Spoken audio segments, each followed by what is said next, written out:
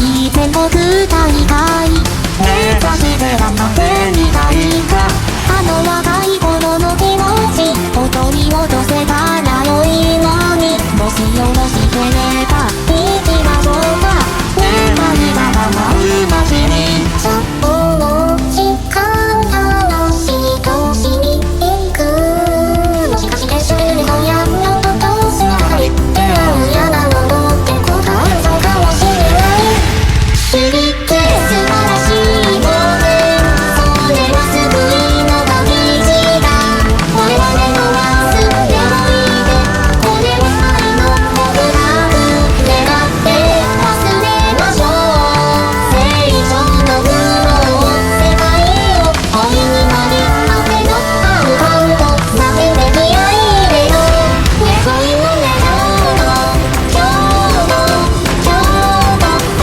ケーション今日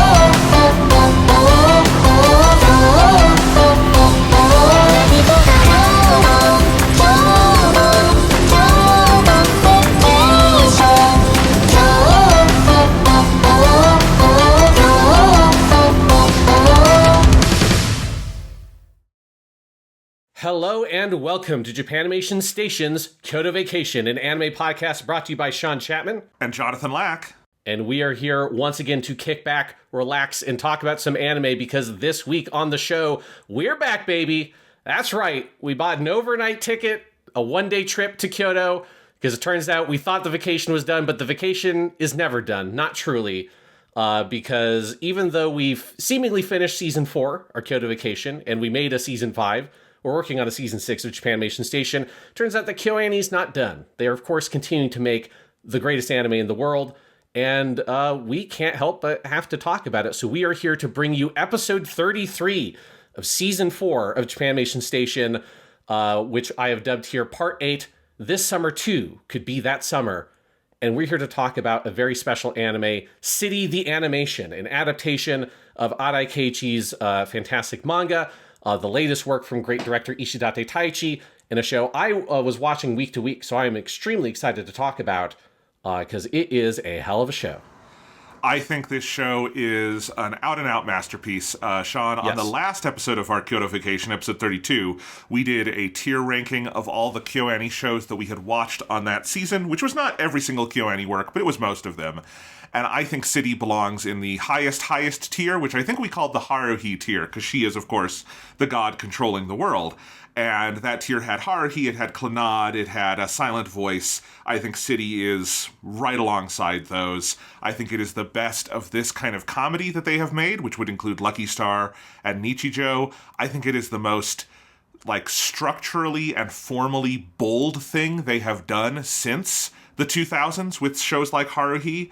And I think it is probably the anime of the decade so far. And I don't feel like I am being hyperbolic in any of those things. I think that is just evident when you watch this show.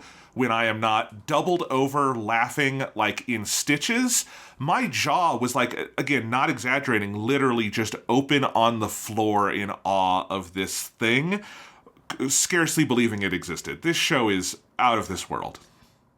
Yes, I mean, I had very much the same reaction. And it's a fascinating show because, it's obviously is a sort of spiritual successor in many ways to Nichijou, given its kind of production history with, we've got the assistant director on that show, Ishidate is the director of this show. It's obviously adapting the next manga that Arawi Keiichi made.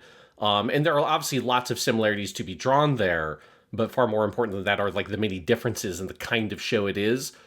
Because City the Animation is just a totally unique show in its kind of structure, in its experimental style, just in terms of its visual aesthetic is so kind of radical and fascinating of just a show to look at.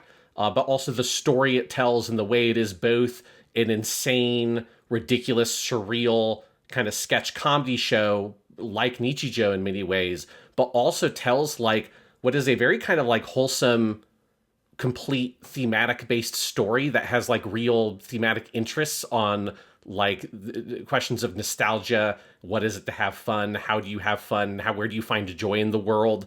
And how does that relate to your past and friendships and community and all these kinds of things?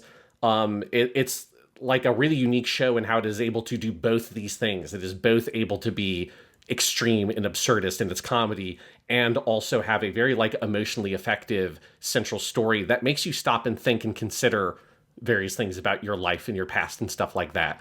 It's a insane magic trick this show pulls, and I very much agree with you that it has like echoes of early KyoAni in the sense of it just sort of ignoring all the rules you thought that anime had and just breaking every single rule and being totally unique and singular in its approach to what it is and what kind of story it tells and how it tells it in the medium of anime. And you know, that's a thing that I think you would just kind of assume that KyoAni couldn't really do because it had already done it. And there's only like so much you can do with that. You know, but I think Ishidate specifically having someone who is not a new director, but compared to someone like Ishidate Taichi, who's directed like dozens of TV shows, Ishidate still obviously has like, I think, a lot of kind of creative avenues he hasn't explored as an artist, which is very apparent from City the Animation. And I think that's part of where you get this just like whole bold new direction for the studio comes from the nature of what the show is and the people that made it at KyoAni. And I mean, also the elephant in the room that this is the first original anime that they've made since the fire, the arson attack. They have done other anime, but they have been sequels to things they have done before. And while City has a relationship to Nichijou, it is not a sequel. It is a new anime. And it is new in so many ways. And like there was something also like highly emotional for me about this, Sean, of just seeing as horrible and just unprecedentedly horrible as that arson attack was. It did not kill any of the spirit of the studio as like a larger entity, because it is here. It is as powerful as ever. And I think like we had some real questions. Like, I know you liked Sound Euphonium, the third season, more than I did, but we both had some questions of like, okay, that season didn't have any like big musical performances. Are they not able to do that anymore? That was a question that we had on that episode. And then you look at stuff like episode 5 of City, or the complete musical episode that is the finale of this season, and you're like, oh no, they can do whatever they want. They are still Kyoto Animation. Yes. Not only can they do whatever they want, they were doing that while they were making season 3 of Sound Euphonium. Is like part of like the secret answer, I think, to some of those questions is that City has been, we'll get to this with the notes, but City has been in production for so long that like a lot of that stuff was happening concurrent to the production of season 3 of Sound Euphonium. Yeah, so it's amazing, it's inspiring. This won't even be our last KyoAni episode for like the month, because we're also getting the Miss Kobayashi's Dragon Maid movie in theaters this month in the United States, yes. So we will probably have an episode on that in a few weeks for you guys. And I'm so happy, because yeah, we're working on season 6 of Japanimation Station, the Tomino-thon. Work continues apace, it's a lot of fun, but you know, I never want to let go of Kyoto. I always want to be going back. Yes. It's the Kyoto vacation it's in our hearts at all times. Yes, but so let's just go ahead and get into the production history, because I don't have like a crazy number of notes here, because obviously the show literally just finished like a week ago. And so, you know, there's not a huge amount of background information, but I kind of cobbled together what I could find. So obviously we're talking about here, we're adapting a manga. This manga is by the mangaka Arawi Keiichi, who, following the completion of Nichijou, which finished in October of 2015, he began publishing his next major work, which is City, stylized in all capitals, in the Kodansha magazine Morning. And that happened basically 1 year following the conclusion of Nichijou in September of 2016. City would run for 5 years in that magazine, reaching its original conclusion in April 2021 with a total of 13 collected volumes. I say original conclusion because Arai has since begun publishing new chapters of City. There's a 14th volume of City that was compiled this July, because I think he was just so excited from his involvement in the show that it kind of spurred him wanting to go back and do more manga stuff. And he did the same thing with Nichijou, that like years after the original conclusion of Nichijou, he started doing new chapters of that as well. So 1 year after the original conclusion of the manga, in the summer of 2022, Ishidate Taichi, who would eventually direct the show, pitched the idea for an adaptation of City during a KyoAni production meeting. Ishidate had served as assistant director in Nichijou. Remember, this is our, like, that weird series Inshutsu credit that is a very unique credit for KyoAni that, like, Yamada Naoko fulfilled in various shows, and that Ishidate was for that show. He was a very big fan of Arawi Keiichi's manga, had been since working on Nichijou, and he had the urge to work on a very different kind of series after he directed, obviously, the very dramatically and emotionally heavy Violet Evergarden. Because do keep that in mind, that he basically rolled out of doing Violet Evergarden the movie onto making City the animation, because Ishidate Taichi is a crazy motherfucker, basically. Well, that's part of the KyoAni spirit, right? There is no director at KyoAni who is not capable of those kinds of tonal shifts. When you think of, like, particularly, like, Ishihara Tatsuya as, like, the big man on campus and the kind of shifts he makes. But we've seen that from everyone, including, you know, Yamada Naoko and everybody else who's a big director there. And I love that spirit has been ingrained to the point that you can have Ishidate go from Violet Evergarden to City. Madman. I love him. Yeah, it's incredible. So Arawi Keiichi, the mangaka who really loved the Nichijou adaptation of KyoAni, was really eager and receptive to the pitch of let's do an anime of City. So he worked with Ishidate in early production meetings, and over those early production meetings, he became so excited by the creative process of the idea of adapting City into animation, because like how the anime has like lots of weird, crazy experimental shit, my understanding is the manga has a lot of that as well, in terms of like really insane paneling stuff. Like a lot of the things you like standout sequences you see in the show as animation, like the big oneer in the race episode. I mean, everything about episode 5 has echoes from things that Arai did in the manga. So there's like a very strong kind of creative link between these two projects, and Arai was so just sort of in love with the idea of adapting it and the ideas coming out of how do we take these crazy things he did in the manga and do something even crazier with the anime. He became very heavily involved in the production, far more so than in Nichijou, and ultimately he would begin attending weekly planning meetings for the series all the way up to 2025. His involvement became so extensive that he's ultimately was given a scenario supervisor credit alongside Ishidate, which is a unique credit for the show. It's not a common credit you see on KyoAni Productions, but just to sort of like recognize that it really is kind of the brainchild of both of these people. Arawi Keiichi is from the manga side and Ishidate Taichi from the animation side. The extensiveness of Arai's involvement also resulted in the series not actually having a traditional series composer role, the kind of like head writer. There is no such role on the show. The equivalent work of that role was basically accomplished at these weekly meetings. And so you could arguably say that like Arawi Keiichi and Ishidate Taichi together are the series composer, because they effectively did the work that person would do for this kind of show. And Arai's creative involvement was so great in the series that Ishidate later commented on his Twitter account that he could practically be considered another director on the show. There's a couple of things that we know that are big creative choices for the show that specifically came from Arai, such as using a live-action diorama to be the golden twin towers at Tanabe's mansion, the giant ones that the Buddha makes in the flashback, that are always a literal live-action diorama that is like edited into the animation, even when it's a background element like way in the distance in certain shots. That is like, when I say that Arai was like deeply involved in the creative process, that's what I mean, that like he was essential in some of like the weirdest choices they made for the show, which I think just is part of the magic sauce for City the Animation, is understanding how much Arawi Keiichi was involved, because if there is any true mad genius in this process, it's that fucking dude, because that dude's crazy. Yeah, no, totally. And it makes sense. It speaks a lot, I think, to Ishidate's character, that he was totally willing to work hand in hand in that way, right? And you know, speak to it as well, and just the lack of ego there, and just saying, no, we wanted this to be as crazy as possible. Yes, it's fantastic. So the decision was ultimately made that they would adapt the full 13-volume run of the manga. Now, obviously, that is not like they adapted every single piece of it. There are huge swaths of the manga that are not adapted. And I think you can tell that there's certain like groups of characters that they kind of left off to the side, like the Adatara family, that you have some of the characters like pop up more than others, but they don't like have a lot of the larger plots involving those characters.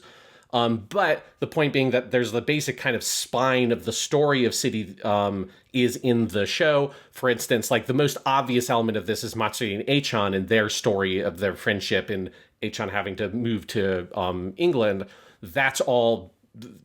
Starts in volume 1 of the manga and ends in volume 13. And so they trace that entire arc with those characters. The scene in the last episode of Nagamo and Nikura on the hill, And Yukura asking her, like, did you find whatever it was that was fun this year? That is also a scene from the last volume of the manga. The big thing they did not adapt from the ending is that they did not do the final arc of the manga where the city elects a new mayor. They cut that because it would not have been possible given time. And instead they made an anime original musical ending, which we'll talk about. But, you know, so obviously there are lots of big changes. There's lots of crazy adaptational choices, but they did make the specific choice of let's not just take, you know, the first 4 volumes or whatever and adapt them relatively faithfully. It was let's look at the whole scope of this entire 13-volume manga, make a one-course show. It was always just going to be a one-course show, but think about how do we kind of get the spirit of this whole thing across in 13 episodes of anime, which I do think is another one of those kind of really key creative choices that helps make City really special and very different from other series like this that would just say, let's take whatever equivalent content from the manga we can reasonably adapt in a season of anime and just do that. And if we never get more, we never get more, whatever. Here, they're like, no, you know, maybe one day they can do more City the Animation. That would be great. Maybe an OVA or something. I'm skeptical if that will happen. It feels like they're like, we got this one shot at it. Let's just do it whole hog and just fucking do the thing. And that's very much, I think, part of the spirit of the show. Well, and again, if we're talking about Ishidate being willing to, like, involve Arawi so much in the process, Arawi being willing to say, no, make the best show we can, and not having that ego of, like, you know, you have to do every page of my manga. And I actually think that's often true of mangaka. If they're involved, they're not that precious about it. But it speaks a lot to him as an author and an artist to say, no, let's rearrange this, let's cut things, let's add things. Like that musical number at the end is very obviously not from the manga because that's such a cinematic thing to do. It requires audio and, like, moving visuals. And I love that. And I think probably having the author involved actually makes that more free because you're not having to double think over and over, like, oh, would they be okay with this? Because he's telling you I'm okay with this. Yes, it's not only is he telling you he's okay with it, he's one of the people coming up with the wackiest ideas. Yes, exactly. Yes, it's great. So the production of City the Animation was a very prolonged affair. Like the main production of it lasted 3 years total, straddling both the completion of Sound Euphonium 3 and the Dragon Maid movie, A Lonely Dragon Wants to Be Loved. That movie began and ended production over the course of City's development as a show. So it's like City was like a really substantial undertaking, which you can tell based by watching the show because it is fucking crazy. You know, it's a very complicated production they had. Ishidate and his production team were incredibly exacting in this creation of City and kind of like how they went about it, leading to many really kind of unusual elements of the show, some of which I'll get into when we talk about the credits. But some things are like one big kind of crazy decision they made, and this is really kind of central to the overall aesthetic of the show. You know, Kyoto Animation still uses traditional animation techniques. Lots of animators still use paper. And they did all the animation, including in-betweens for City, were drawn in brush pen rather than pencil, so which means that you can't erase it. It's permanent. But this also is part of the thing that creates the really distinctive aesthetic of the show, which relies on really bold outlines for characters for the whole thing to work, and we'll talk about why later. But part of that was this choice very early in the production to say, no, we're going to use brush pens even for the in-betweens. And you need a very high quality, very, you know, top tier animation staff to be able to do that, because if you make mistakes, you have to just redo the whole drawing. You need people who are not going to make many mistakes if you're going to use this production pipeline. So that was one pretty crazy choice they made. Well, and Sean, this, like, that actually, I was curious if something like that happened, because there's, like, it's hard to describe, but there is, like, a solidity to the images of this show that is so unique. And if we go back to Nichijou, one of the things you said there that I agree with, part of what is so remarkable about the aesthetic of Nichijou, that show, is that every frame of that thing looks like a keyframe. It's amazing how much that show looks like there's almost no in-betweens. It's all so bespoke. But City takes that to another level, where it truly feels like you can pause anywhere, and it is as good as any other frame. And part of that is exactly this kind of thing, where if both the in-betweeners and the key animators are having to work with that kind of confidence, but also that the images don't have any kind of, like, pencil undergirding it, there is just this solidity to everything you're looking at, and it's so clear when you see it in motion. It's one of the most remarkable things you'll ever look at. Yeah, it's pretty wild. One other element of the production that was repeatedly noted by actors. So they did on the KyoAni YouTube channel, there was a week after each episode aired, they would do a kind of like live commentary of the previous week's episode with a couple of actors that were featured in that show, or of the episode. And I listened to all of those. And basically every single time, whoever was the main guest actor for that commentary would remark on how the visuals that they were given for when they were recording were basically completed. Obviously there was no like audio and stuff in there and stuff like that. The music wasn't in it yet, but the actual visuals, the animation of it was basically done, which is very unusual.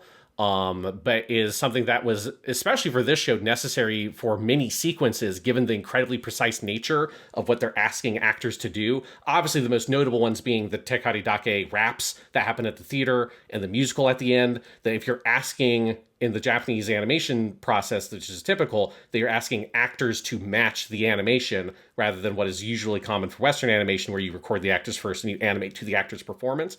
But if you're doing it the Japanese style, if you're doing something that's a fucking musical, they need to see the exact timing. You can't have like vague, on this beat, we're going to do this cut and stuff like that. Like, they need to match it really specifically.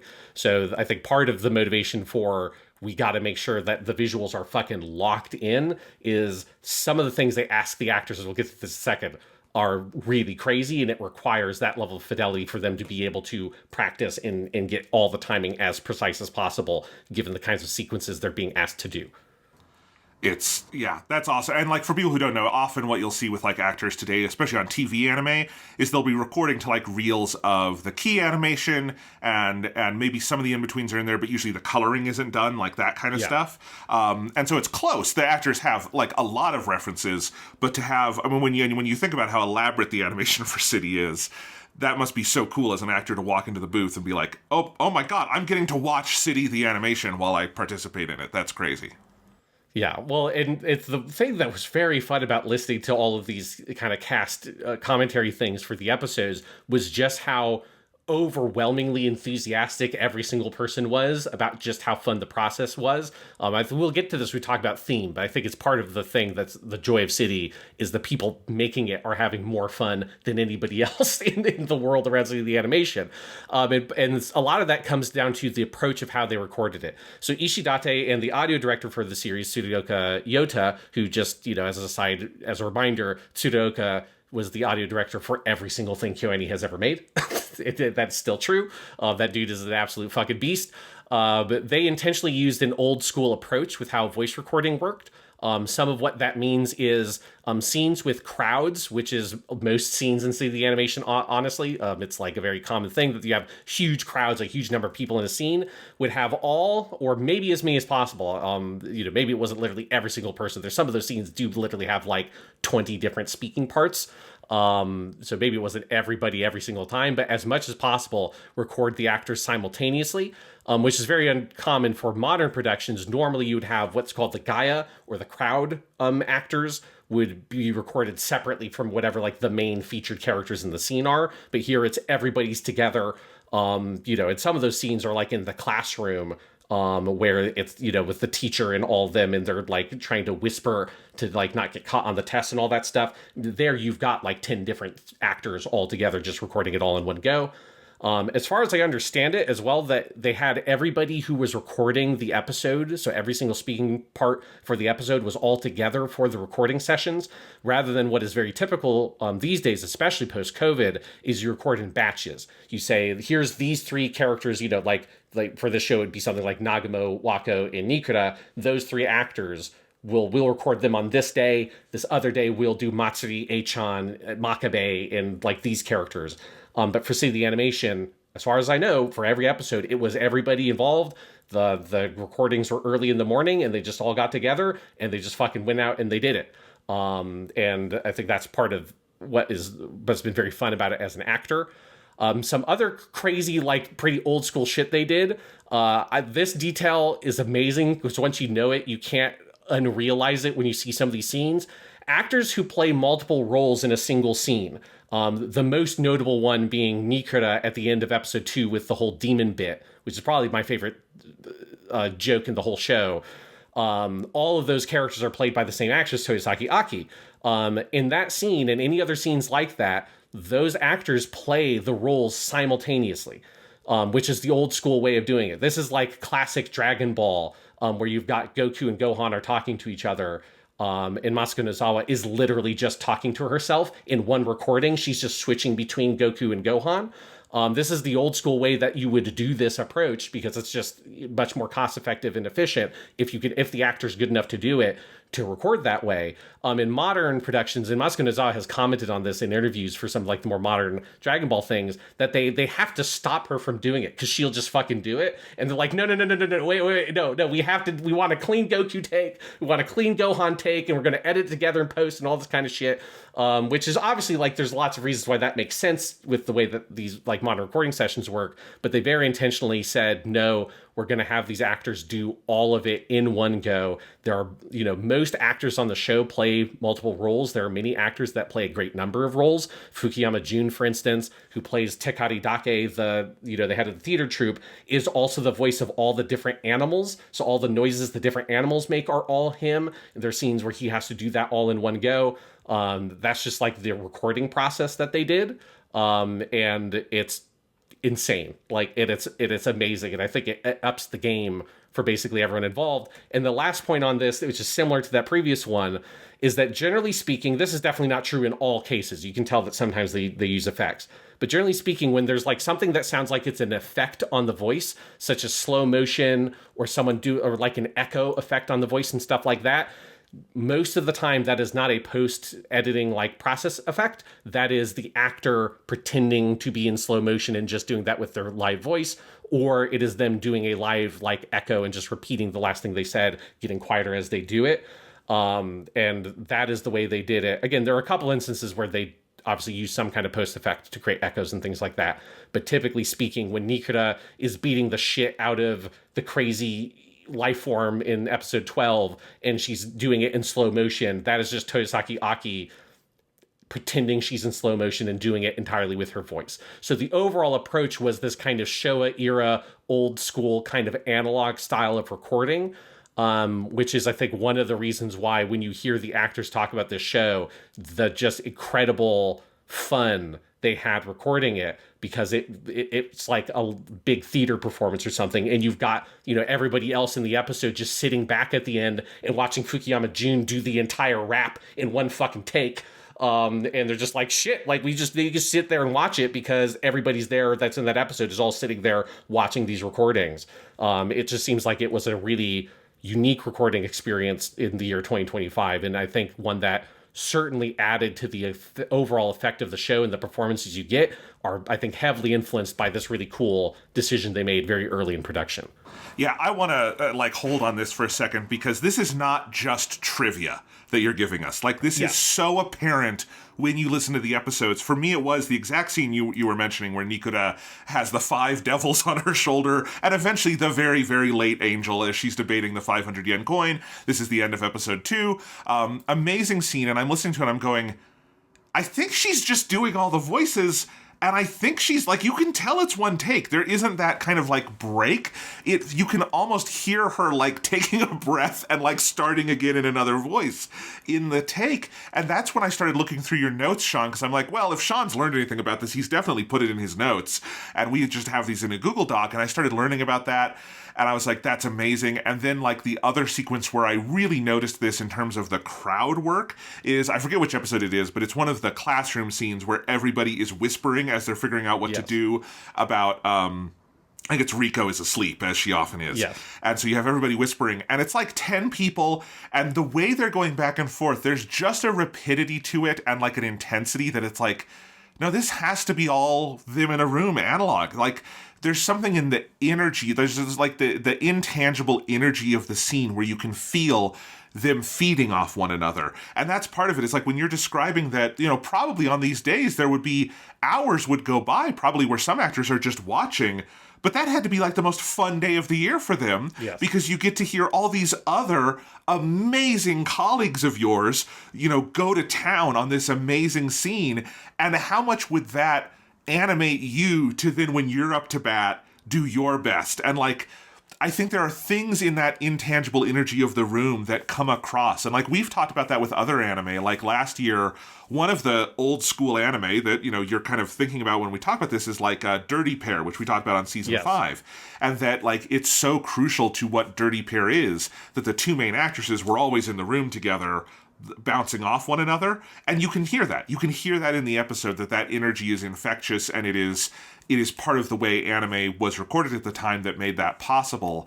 And so again, it is not just trivia. And this is also why we talk about the original Japanese language versions of shows when we talk about, when we do these, Sean, because like, no, I don't know how the dub was done. I'm sure it's like a lot of effort was put into it, but this is the version that Ishidate and everyone involved in the show worked really hard to like match with the visuals, right? Like this is the thing that was the creative vision, and it is so clear when you listen to it, because if you have any love for the Japanese voice acting industry, City is manna from heaven. It's amazing.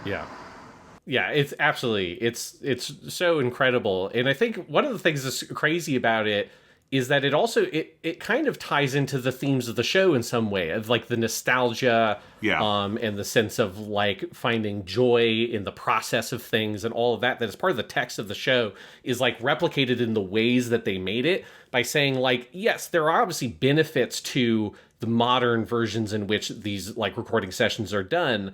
But there is a je ne sais quoi. There is a quality to this more classic style of recording that has huge amounts of benefits, especially for a show like City the Animation, which has really particular demands on its actors that are unusual. But it does, there's something about watching it and enjoying the performances that it makes you feel like, these kind of classic shows that you loved that have this quality to the performances. Like one of my favorite shows that has this so strongly is Sailor Moon, where you just get the sense of all those actresses are all together all the time, and the way that they bounce off of each other in these like live recording sessions that have very light editing on them. And it's like what they have to do to their voices to make the like weird super deformed chibi versions of Usagi and stuff like that when they do comedy bits. Like all those things, there's a value of this much more analog method, in the same way that there's a lot of value to saying, well, let's take advantage of the fact that we're doing this on paper, that we're animating it old school style. Let's use like the brush pens. Let's like find this marriage of what is classic and what is current and bring all these things together.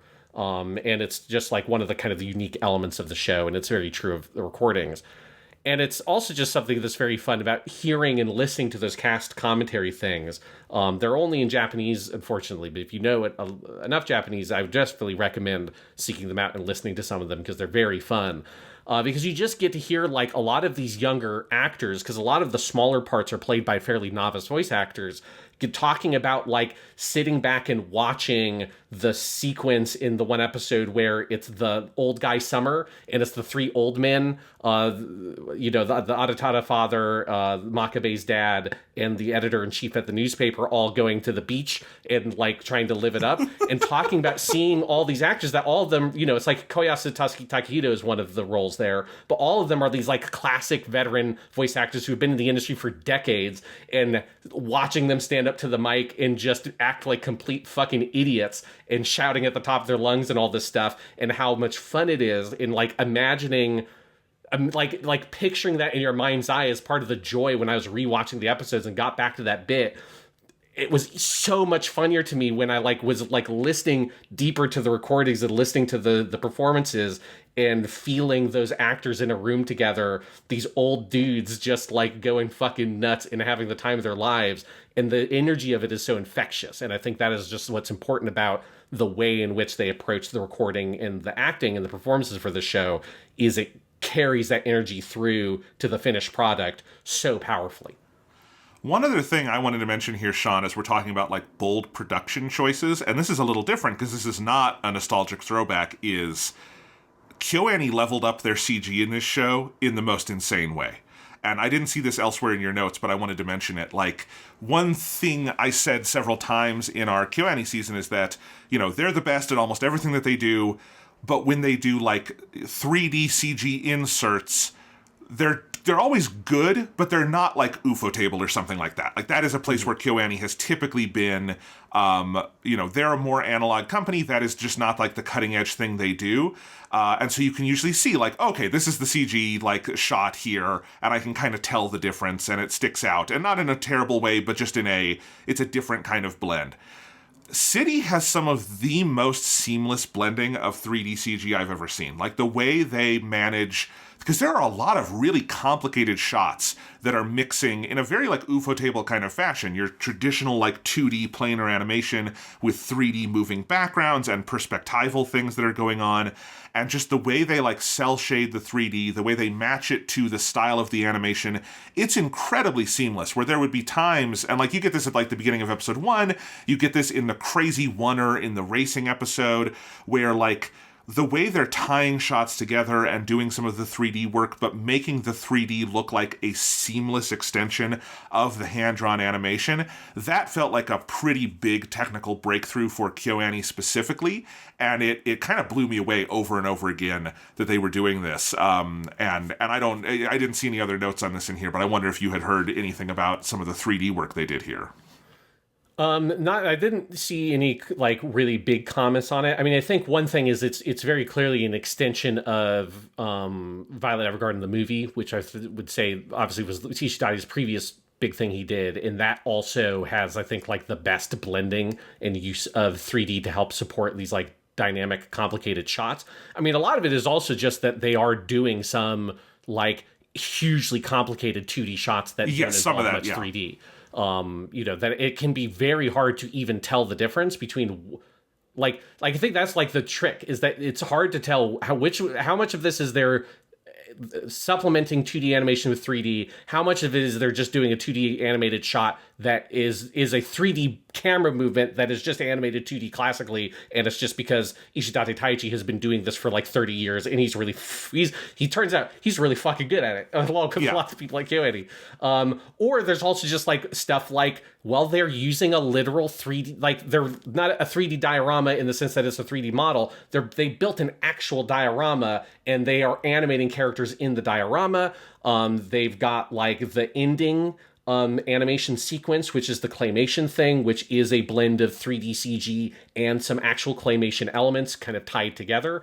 And so it is like, I think the trick is just how seamless it is, that they're using lots of different methods of achieving these kinds of shots and sequences, some of them very like outside the box and very creative, but that they're blending all these pieces together in a way that you can't see the seams. And I do think that is the step up that Kyoto Animation, typically the seams have been fairly apparent, even if they were never that distracting compared to certainly lots of other productions, but they were usually fairly obvious. Here, there are like sequences where I look at them like, I have no idea. Like, I have no idea, is there 3D here used? If there is, where is it used?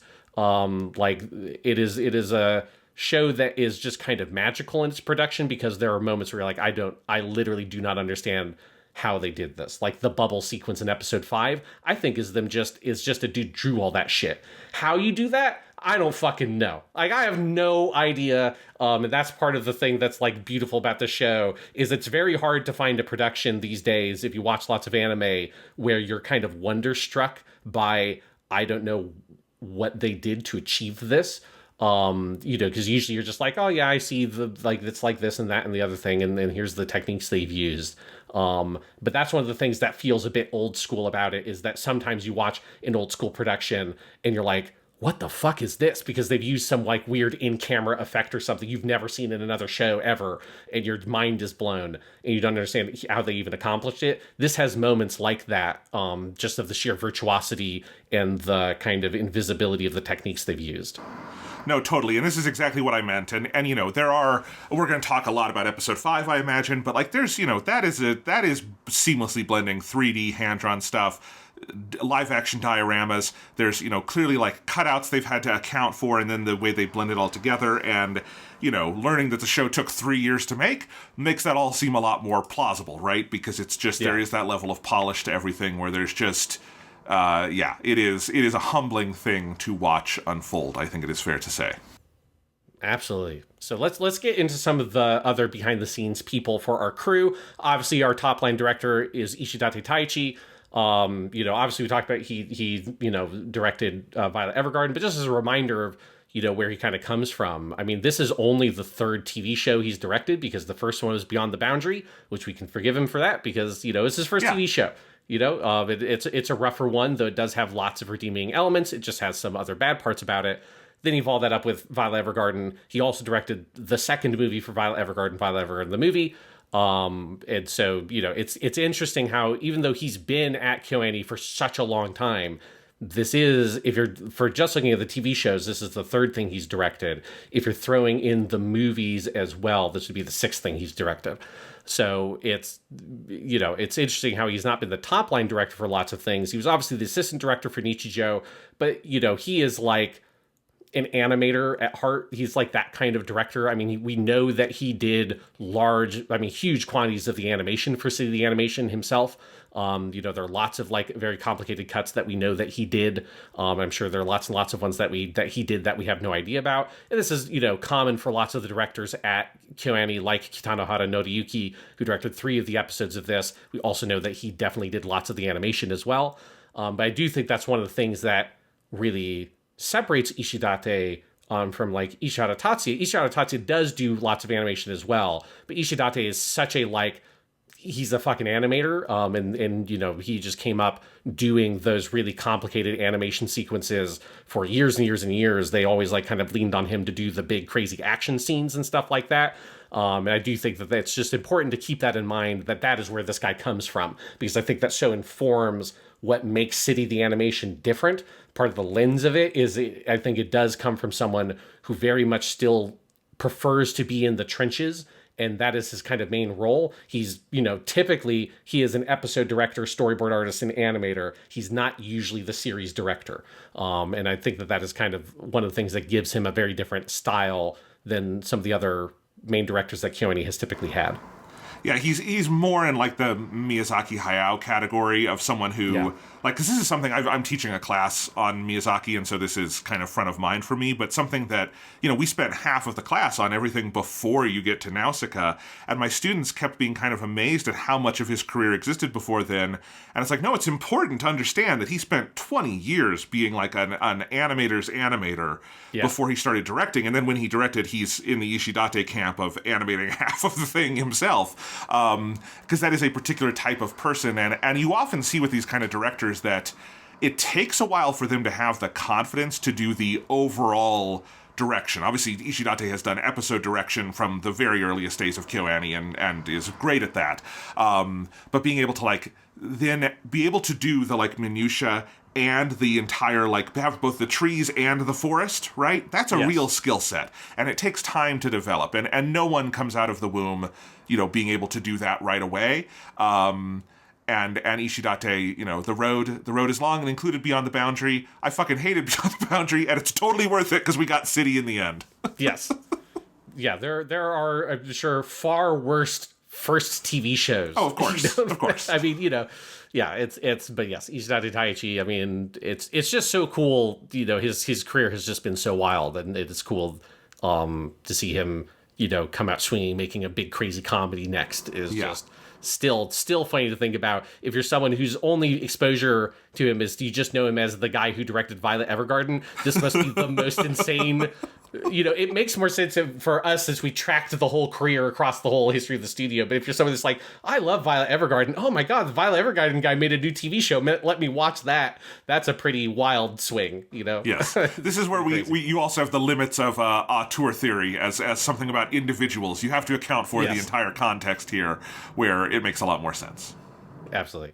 So then the next top credit we talked about is the scenario supervisor, which effectively is your kind of series composition role, and that goes to both Arawi Keiichi and Ishidate Taichi.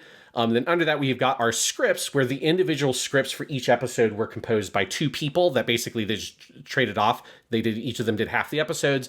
Sato Ayano and Nishikawa Masashi. Both of these are in-house KyoAni staff, so they did not bring in outside writers, which you can kind of split KyoAni productions by that. Like sometimes they bring in outside people, sometimes they just do complete in-house staff. Sato and Nishikawa both have done various production roles over the years, working on scripts, and then they're credited as just like quote unquote supporting staff on lots and lots of projects. But they're also relatively new in the sense that they came into the studio in the mid 2010s. So these are not like old school KyoAni people. I don't think we've ever brought them up before, other than maybe an individual episode they scripted. But these were not names that I was familiar with. So they are relatively new, and we'll see that with some of these other top people, including the character designer and chief animation director for the show is Tokiyama Tamami. This is the first series Tokiyama has worked on in this capacity as the top character design and chief animation director. We've never mentioned their credit before on a Japanimation Station episode. They started at KyoAni doing key animation around 2018. And then they moved up to regular animation director on Tsurune Season 2 and Sound Euphonium Season 3. So this is like basically a newcomer to the studio in terms of this like kind of top level production role. And that is alongside this other person I want to talk about. We'll kind of talk about their roles together because these are the two people who define the visual aesthetic of the show alongside obviously Ishidate, and that's the art director Yamazaki Shiori. This is not a role I always credited, kind of depended on the production where it felt like how notable was the art director's sort of like contribution to the overall aesthetic, and here I think it's tremendous. There's a reason why the show looks unlike any other KyoAni production. Yamazaki Shiori is also a relative newcomer, with this series being her first as an art director. Yamazaki's first project at KyoAni was doing background art for the first Violet Evergarden movie. And Ishidate clearly really liked her work because he chose her as one of the main artists for this interesting project they did a few years ago, which was a storybook / album combo that was made with the composer for Violet Evergarden, Evan Call, and Ishidate directed this project. Obviously, directing this project is different than directing an animated series, but it was like, here's an album that tells a story that Evan Call made, and here's a storybook with like really beautiful painted art that goes along with it that helps tell that story. And that project is called Hagare Boshi no Uta, or Song of the Shooting Star. And so Yamazaki was one of the main artists on that. She was tasked by Ishidate for City, along with chief animation director Tokiyama Tamami / character designer, with establishing the overall aesthetic of the show. And they, from what I understand, the pre-production process on this was very elaborate because they came up with lots of different sort of ideas of how do we bring this style to life. Obviously, Nishia Futoshi, who was the chief animation director and character designer, and basically the guy who kind of designed the aesthetic of Nichijou, he passed away in the arson attack, so he's not around. And so they had to come up with what's a totally different way that you bring Arawi Keiichi's art to life in animation, because it's a very unique art style. The ultimate approach they landed on alongside Ishidate was to create an aesthetic where the backgrounds and the characters exist on the same plane. If you don't know what I mean by this, note how, like, if characters interact with objects in the scene, that object they're interacting with does not appear any different than any other object, right? So typically in an anime, the background is on a completely different layer that's done in a different style. And so if you've got something on the cell layer that's like a character has to pick up a pen and it's on a desk, and there's maybe 3 other pens that they don't pick up, typically you'd see the desk and those 3 pens they don't pick up are going to be in whatever their background art style that will be very fixed and kind of rigid, and then that pen that they interact with is going to be drawn in whatever style they need to animate it in to be more simplified so that they can animate it. Here in City of the Animation, that's just not true. This is obviously not the only production that has done this. Like more modern productions like the Tale of Princess Kaguya by, why am I blanking on his name? Takahata Isao. Yeah. Yes. This is a kind of thing that is easier now when you composite everything in the computer, even if you're drawing it all physically, rather than shooting on like celluloid and having to stack everything on the animation desk. This is something where even if you're going for a very bespoke handcrafted style, like Tale of the Princess Kaguya, finishing in the computer makes this possible in a way it didn't used to be. So it's an interesting kind of blend of new school and old school. Yes, but it is definitely, this is like one of the most fascinating uses of this kind of modern approach of saying, like, let's make all of it feel like it coexists together rather than having the background and the characters feel like they exist on a different layer. But one thing that they ran into with that is they had to come up with a visual language in order to create contrast for the characters and the backgrounds to feel separate so that you could register the image and read it cleanly. And one of the main things they came up with is it's kind of subtle, but if you look for it, you can really notice it. But it's not going to jump out to you just sort of like randomly. is that the backgrounds are drawn with thinner outlines than the characters. And so the characters have slightly thicker, more bold outlines. The backgrounds have slightly thinner outlines. And this part is one of the things that helps create that visual contrast that helps the characters pop from the background. But if you're wondering, like, what is one of those key aesthetic choices? Why does City of the Animation look so different? One of the big things is the use of the outlines with the brush pen. The other is this overall approach of saying, let's make the background and the characters exist in the same effective plane. We don't draw an aesthetic difference between them. This also means that people who are doing the background often can be animated in complicated ways that background artists normally wouldn't have to do. And so you need a very talented staff that is very multi-talented and kind of multi-purpose, because you need to have everybody be able to do some of these kind of animation style skills, and background artists can't design the backgrounds the way they normally do. But that's one of like the main aesthetic choices they made that really makes this feel different. And it's one of the things that in particular makes it feel very different than Nichijou, as well as just like having much more kind of squat characters that feel a little bit closer to the designs from the manga. There's obviously the really, really bold use of coloring in the show that gives it this very different kind of feel to Nichijou, which had a more kind of traditional, slightly kind of flatter color look, whereas here you've got these like very bold, striking, thick colors. But there's lots of little things they do, but the main people we have to credit for it are Tokiyama Tamami and Yamazaki Shiri. And this is one of like the cool things about KyoAni is we are in this new phase. We saw this with Sound Euphonium season 3, where it feels like there are lots of younger people in the studio who started in like the mid to late 2010s who are now moving up the ladder into these much bigger positions. And this is another example of that. But it's also that mix of allowing for new talent and new ideas with that rich institutional knowledge that KyoAni has, right? Where, you know, sadly, some of the people who worked on Nichijou perished in the arson attack, but the institutional knowledge does not completely disappear, right? Like Ishidate was there for Nichijou, and so he can speak to that, but also can be flexible enough to allow for these Tokiyama and Yamazaki, who are relative newcomers. This isn't their very first thing, but it's, you know, their first lead role at KyoAni. And that mix of the institutional knowledge and the, you know, newcomers, that's something we noted constantly throughout that season. Was there, you know, KyoAni is always very willing to let people who are sort of new to the studio leave a mark. Like, you know, Yamada Naoko was the most obvious example of someone who's like, hey, your in-betweens are really good. Want to direct episodes of Clannad? You know, and it's just like that leap was just crazy. But yeah, and I think you can feel that in this show, where you can feel like, yep, this studio made Nichijou, and all of that experience is in the body of City, but it also is not Nichijou. It's so bold and new in various ways, and that's part of the fun. Yeah, and it's just like having some like younger people who are in their 20s be at like really top level creative positions. It just is part of the thing that gives it this really fresh creative energy.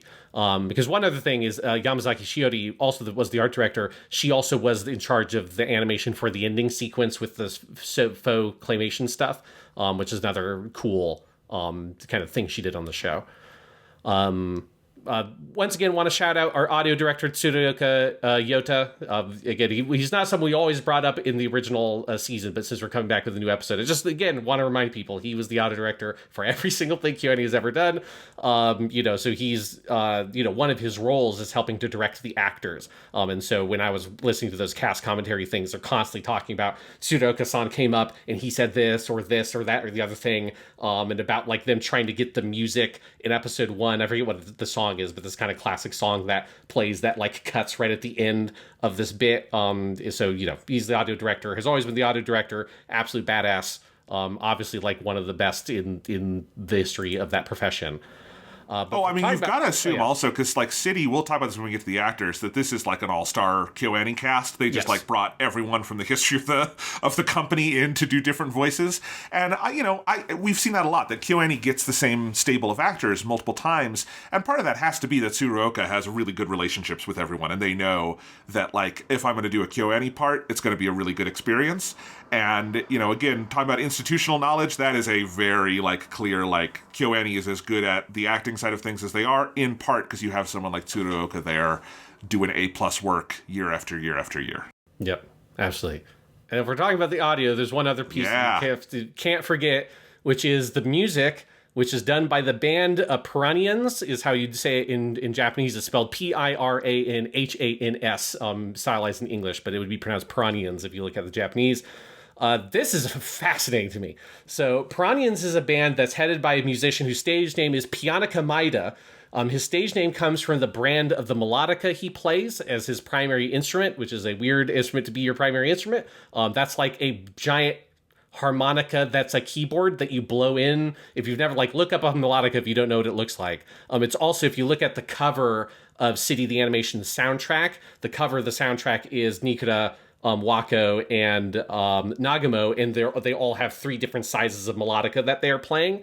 And there's a specific Yamaha branded melodica that is called the Pianica, and that's what Maeda plays as his main instrument. That's where his stage name comes from. And it is also part of the unique sound of the show, obviously, as it very prominently features this instrument.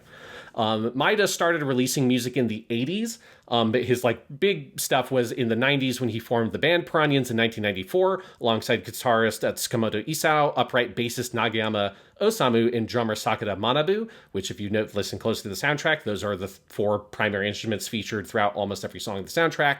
There's a couple of other things, but it is mostly the melodica, guitar, upright bass, and drums.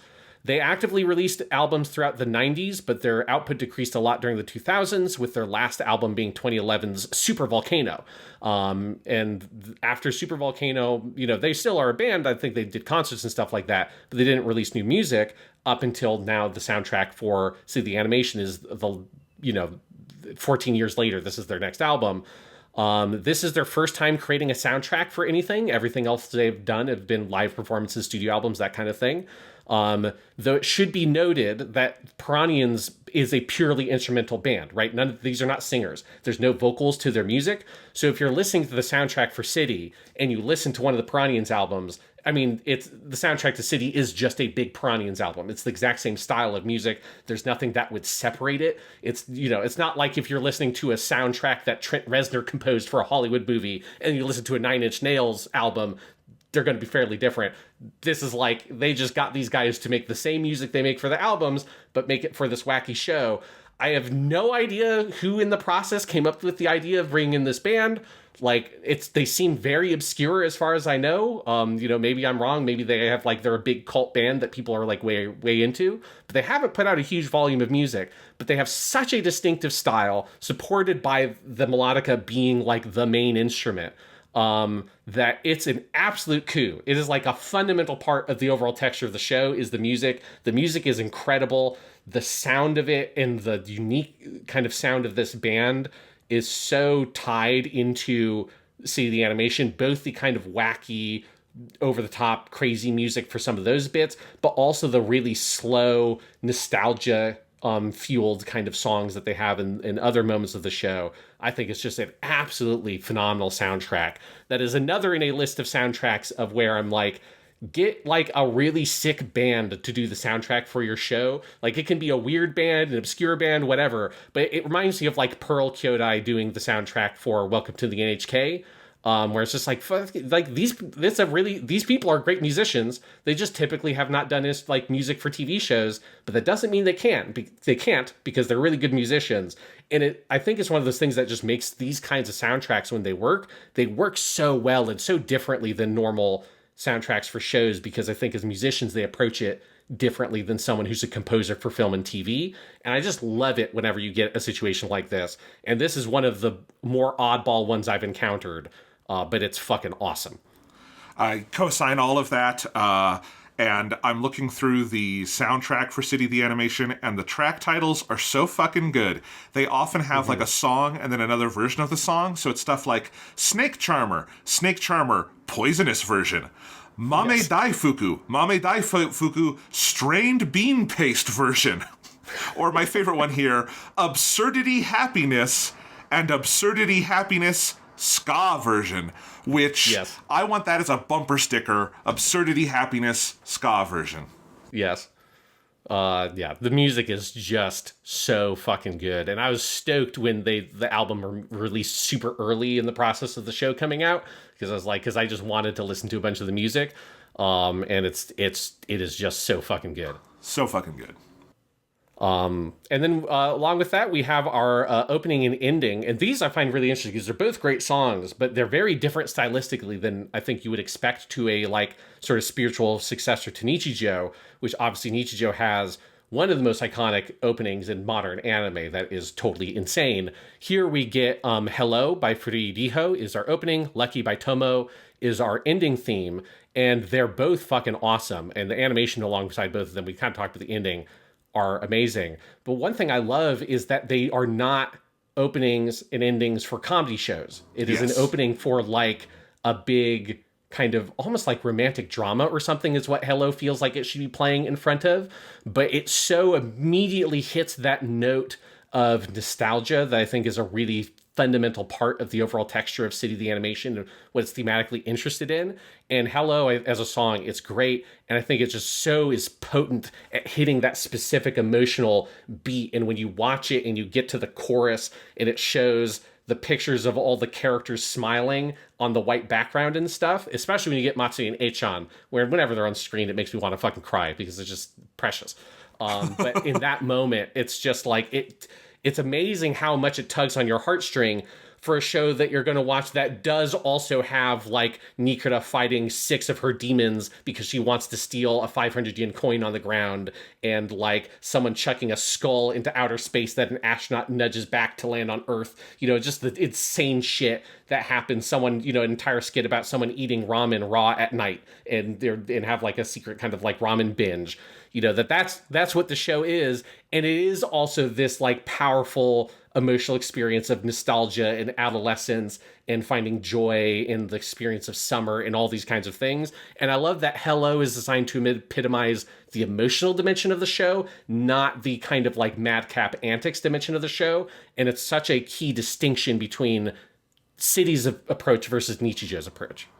Yes, and I noticed this right away, and I loved it. These are both no-skip openings and endings for me. I'm watching them every time, and I fucking love them. I've listened to the songs elsewhere, but I think this is key. Like, I really appreciate and obviously love the opening to Nichijou. It is completely unhinged, but it also, like, Nichijou is not, I found, not a super easy show to binge because of, the how heavy it goes. Like, that show is going full tilt all the time, and the opening very much signifies that. And I think City, even when there are episodes of City that are going full tilt for 25 minutes, like, let's not be, precious about it. But I also think that opening encourages you to watch it with a slightly different eye. Like even when it is very Nichijou-esque, there's just a different valence to things. And so, yeah, I think the opening and ending selection and the animation is so key. I just love also the moment at the end of the opening where you have our main 3 girls who are like the college girls who are like dancing, and it's the way their like footwork is in tune to the like chorus of the music, and like it's such good little animation. It's also so infectiously joyous. God, it's such a good opening. Yes, it's fantastic. As you say, it is one that you just have to listen to every time you watch it, even when because here we can kind of transition a little bit into the show overall. I mean, I watched the show week to week. The episodes aired on Sunday, so I watched them all through that way. And then over the course of this past week, I've now watched them again because I wanted to rewatch them before this episode. Alongside, I watched them with my finger eagerly upon the screenshot button because I've taken more screenshots for City the Animation than for anything. Because this time I wasn't skipping through the episodes. I was just literally watching the episodes with my finger on the screenshot button and just watching through them and just hitting the screenshot button whenever I saw a shot I liked, which happened about at least 200 times per episode, statistically speaking.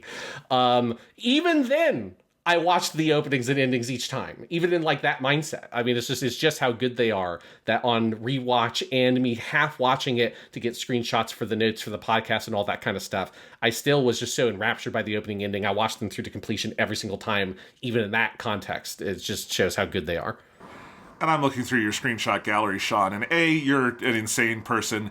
B, it does, like, if you look through screenshot galleries of this show, it is amazing how much, like, every single image looks like a bespoke image made to, like, be hung on a wall, not, like, a single frame for a 25-minute episode of TV. Absolute. It's just this show, man. This fucking show.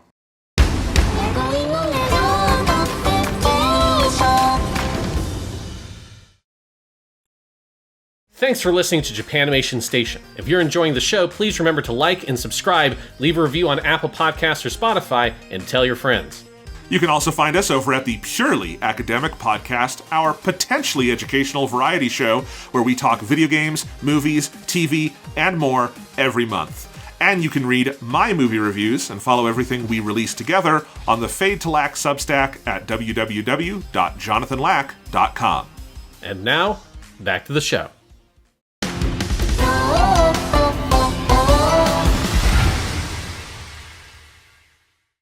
Yeah, so where do you want to go from here, Jonathan? How do we want to talk about City? Because I do think it's an incredible show, but it's also like a show I think that's hard to break down in some ways.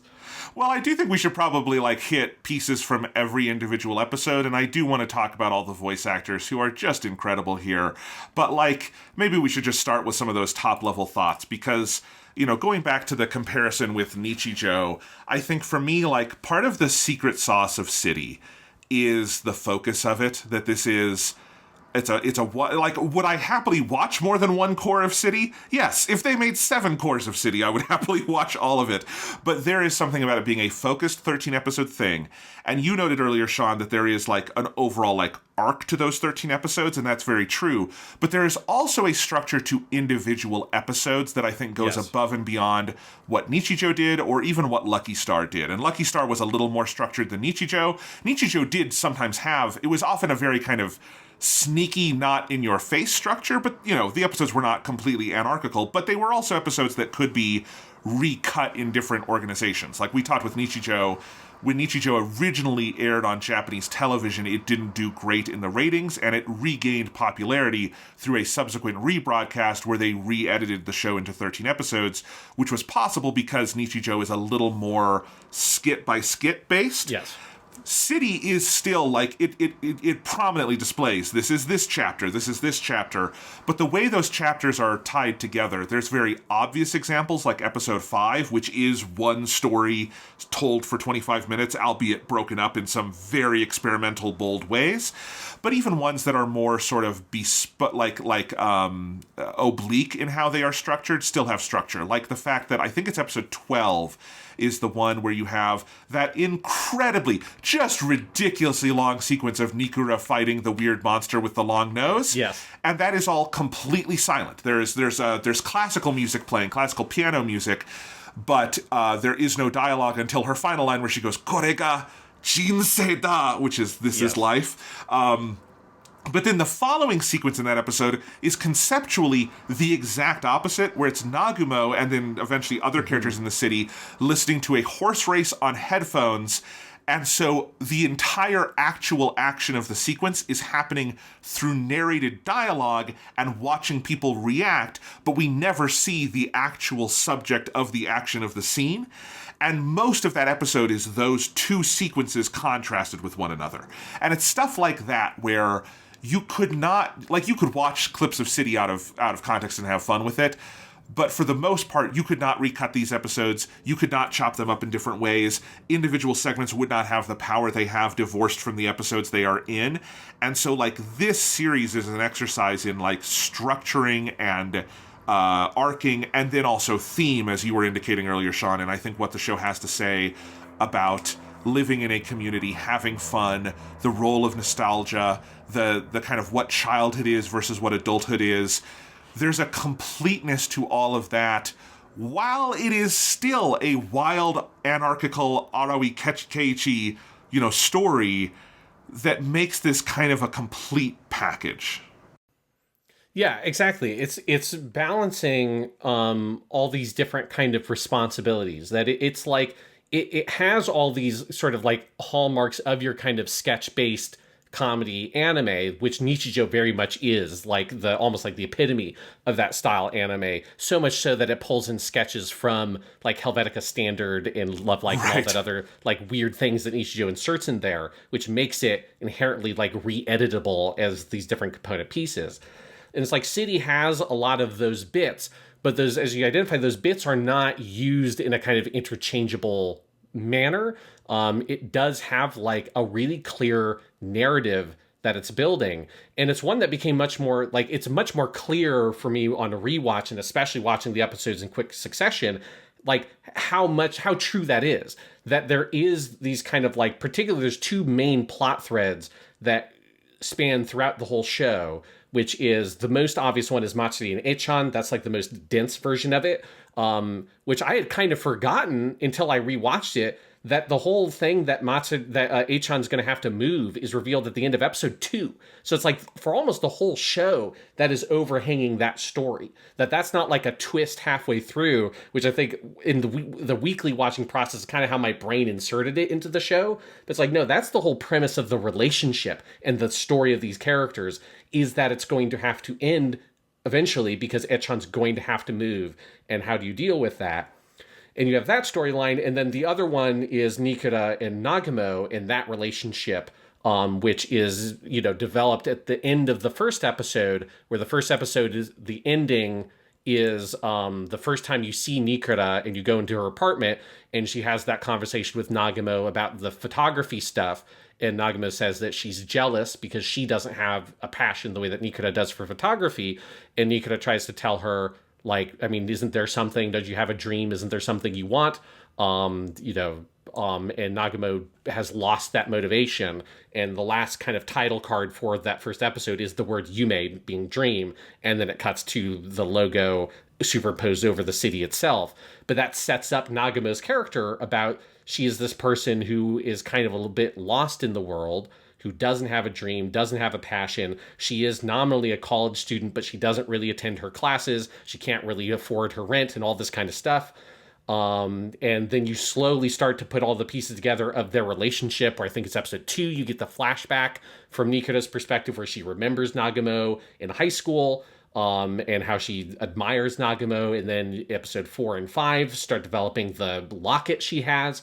But you get very early on this whole dynamic of that relationship between these two characters, how Nagamo is lost and Nikura is sort of frustrated because there was this thing she saw in Nagamo, this sort of aspiration she had that is gone now in this actual relationship she has with her.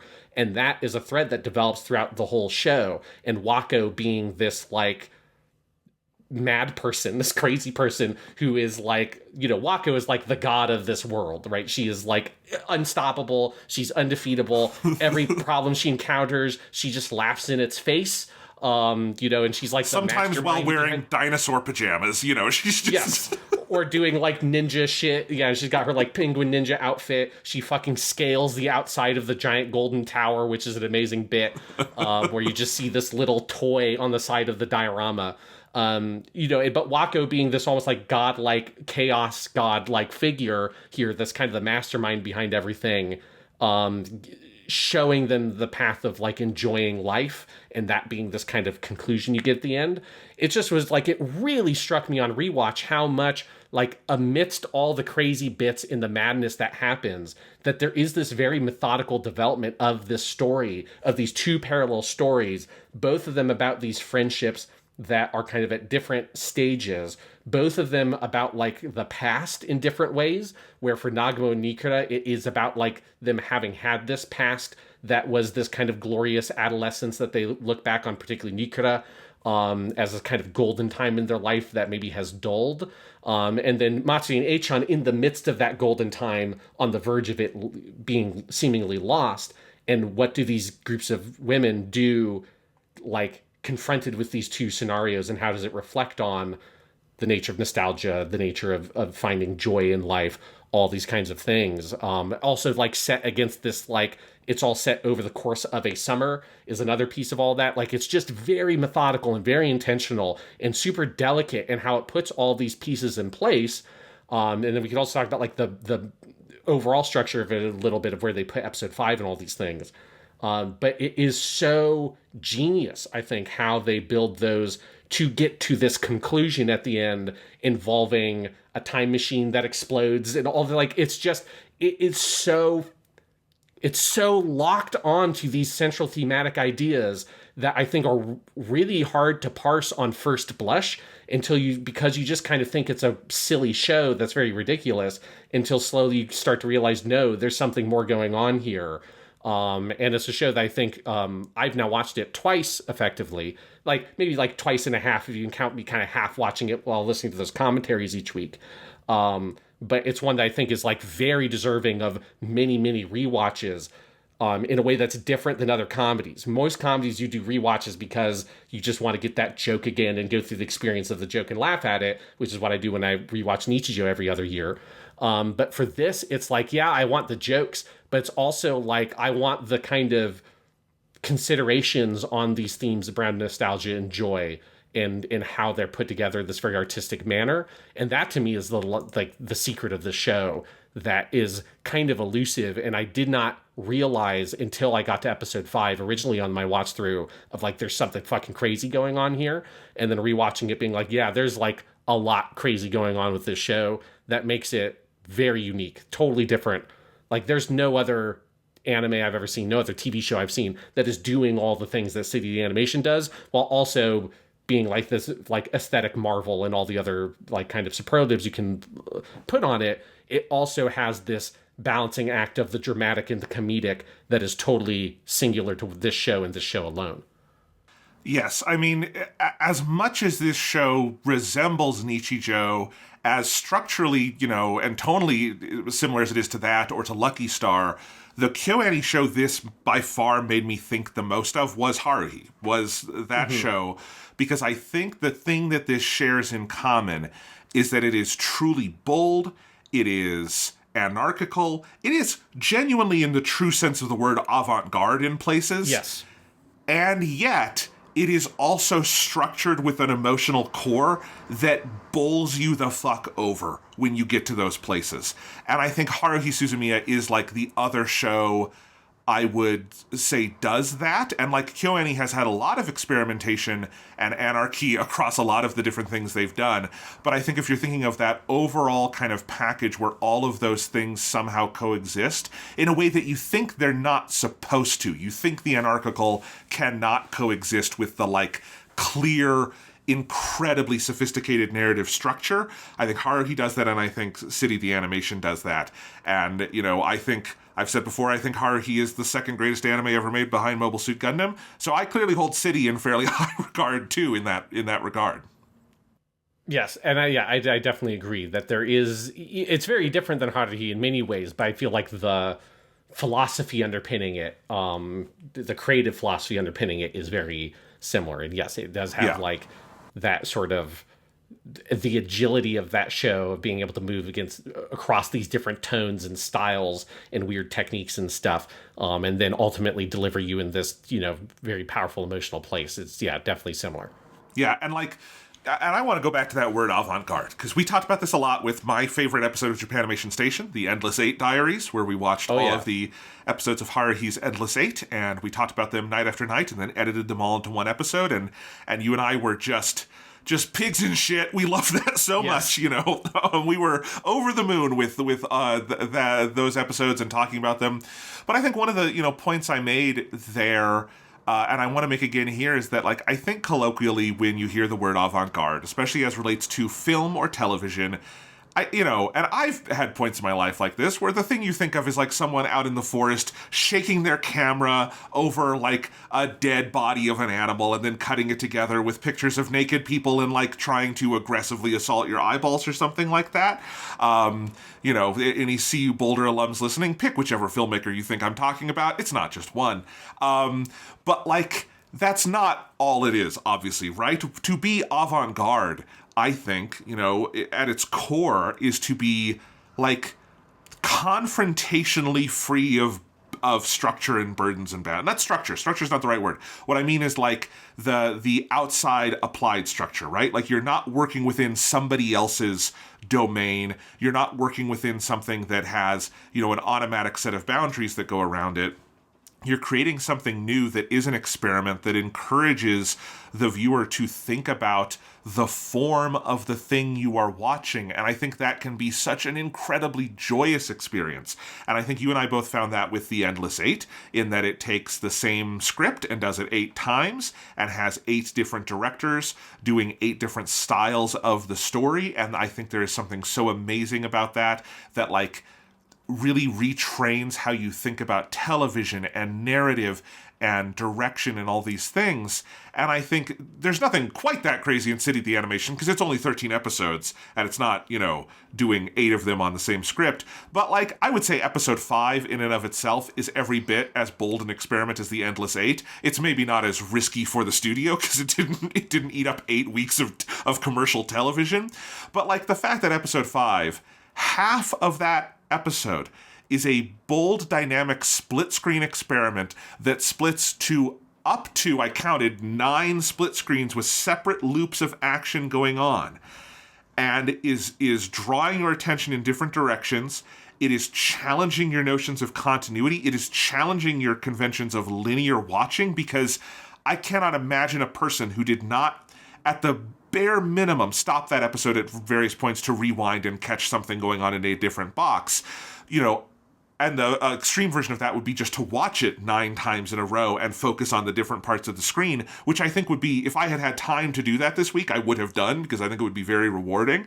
That is an absolutely avant-garde experiment with anime art and with all of the conventions of narrative television and with comedy. And there's moments like that sprinkled throughout City, up to we're going to have an entire shonen battle anime sequence with a weird long-nosed creature that's going to go for half an episode with, Chopin playing in the background. That's the spirit that exists in this show. And it is often screamingly funny, but also it would be that effect for me, Sean, of just kind of sitting there slack-jawed looking at this thing going, I can't believe this exists. I can't believe this exists. Holy crap, they got away with this. And that's one of my favorite feelings in the world to see while watching media.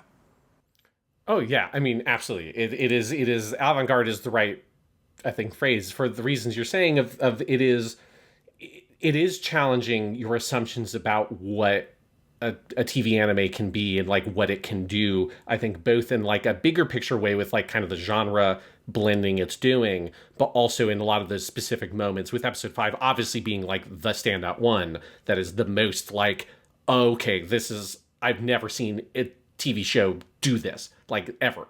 It laughs and spits in the face of 24 and calls 24 a little bitch. That's what episode 5 does. It's it tortures 25 or 24 with a rusty fucking iron, it's oh, you thought you did a split screen thing that was cool, check this shit out, motherfucker. You have no idea what you could do with this shit. It's wild. And that's not even the craziest part in that episode. It's the ending of that whole sequence is the craziest part.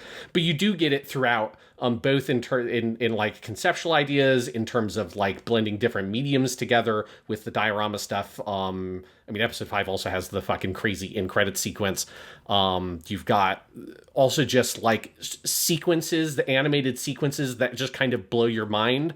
That sort of just you don't really, again, this thing we talked about earlier, where you don't know how they did it. You get one right near the beginning in episode 1 where you have the sequence that starts with the whole crazy thing about the bird that has nothing to do with the show that he tells you, and then you're in the storm clouds, and then you have this big crazy 3D camera movement that comes from the storm clouds down into the city where the rain drops freeze in time, and then you have kind of basically every major character crossing the street as the sun breaks through and the camera comes in and lands on Nagamo, as this kind of statement of intent right at the beginning of this is what the show is going to do. It's going to kind of challenge your expectations about some of these kinds of shots and sequences you would expect.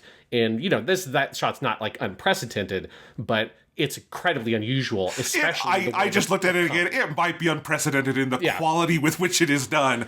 I can't reach for an analog on that, Sean. I don't know if you can, but oh my god. Yeah, the closest thing is going for something like UFO Table, but the way that UFO Table would do this shot would give you a very different final appearance than something like a Kimetsu no Yaiba. It's like Kyoto Animation doing its version of a UFO Table shot. Yeah. But it also is this sort of statement of we are looking at this at the city as this whole community of all these people, while we are also kind of zooming in on individual characters, with Nagamo being if you had to pick one, choose the most of protagonist of all the characters, it would be Nagamo. But it's such a great kind of intro to this is what you can expect from this show, is you don't know what to expect, because one, it's going to open with this very bizarre bit about this bird that's this legendary bird that has nothing to do with anything with the show, and it never comes up again. And then you get this kind of mind-blowing, mind-altering big 3D animated sequence. But I say 3D animated because of 3D camera movement, but it's a 2D shot. I don't think that that's a 3D CG whatever. I think that is just Ishidate Taichi sitting down with a lot of paper and being like, I can tell there's some 3D because sometimes you can see the buildings as like separately rendered.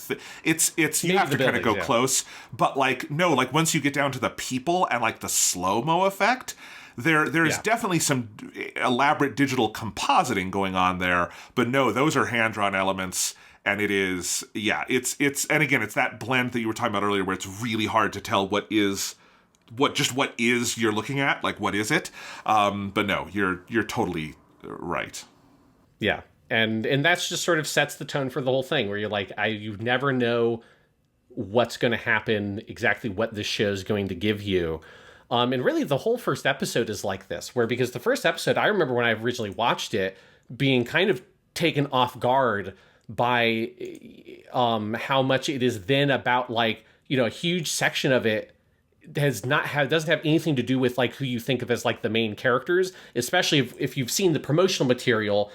You know that the three main people are Nagumo, Nikuta, and Wako. They're all over the posters. When you pick the show on Amazon Prime or whatever, if you watch it that way, like that's the picture on there. It's like, these are the main people. Nagumo is there at the center of that big shot. And then you get this very long comedy bit featuring none of those people. I mean, it's Makabe, Tatewaku, and the whole thing with the mini skirt, which is a very ridiculous gag. Then you get your first Matsuri Eichan sequence, which is great because it bookends with like them doing like judo throws on each other, which happens in the last episode as well. And then you get your first bit with the manga artist and his editor. Then you get the whole crazy sequence with the good guy, Ihito, who this is the first time Nagumo comes into the show, and they drop the fucking whatever the food is in his bag. It's crispy noodles, yeah. Yes, the yakisoba. Also, one great detail I noticed on rewatch is Ihito's watching a live stream on his phone of the surprise shogi, Bikuri Shogi, which you get, oh my god, that's shogi, amazing. With like the giant piece and all this shit. That's like a great little interconnected piece. So you get that whole sequence. That then comes back in with Makabe, and he's got his fucking miniskirt on under his shorts. Then you get Wako. You get Wako all on her own and her god that she has created that she worships. You get more mangaka and the editor, and then finally you get to the final bit where Nagumo comes back to Nikuta's apartment and you get Nikuta. And so there's something almost kind of disorienting about the first episode, because you get all the kind of disparate sequences that don't feel connected in any clear way. There's no focal character. Nagumo a little bit, but she's not prominently featured in those bits. Like, she's not the main point of focus in the whole yakisoba bit. It's Ihito and Makabe the chef. And so there's just this sense of disorientation I had on watching that first episode until you get to this ending piece where you come in with Nikuta, and it does give you this kind of tantalizing little moment of thematic something that it's setting up, and then you come back out to the wide shot of the city to bookend it. And it's a really fascinating first episode because it doesn't, I think, give you a clear sense of what the overall show is, of what like the plot threads are going to be. You don't yet know, is this a Nichijou? Is it something else? Like, it doesn't, on its own, that first episode almost doesn't give you enough information to kind of make that determination of what kind of show this is going to be, because I don't think there's a way to like know that yet, because the show is not definable in such a clear terms.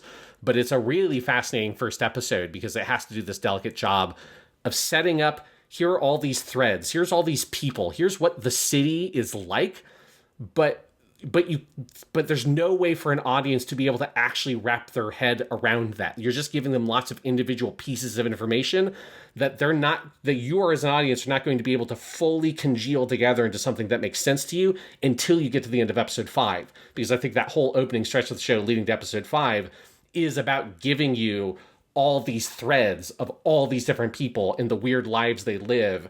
And you start to get a little bit more information about mostly Nagumo's kind of crew, but you're still not sure how it all ties together until episode 5 does that for you. But it's just a crazy intro to the show that does not give you, I think, a clear kind of terra firma to stand on. Right. And so you've seen the show twice, so you have slightly deeper thoughts on this kind of macro structure of it than I do. Because I will say my main reaction episode 1 was I hurt myself laughing at the entire crispy noodles bit and how you have one end up in the bag, then a second end up in the bag, then it turns out it's not the nice guy's bag. Oh my God. But no, I do agree with this part of the build to episode 5, which is where you fundamentally realize what city is.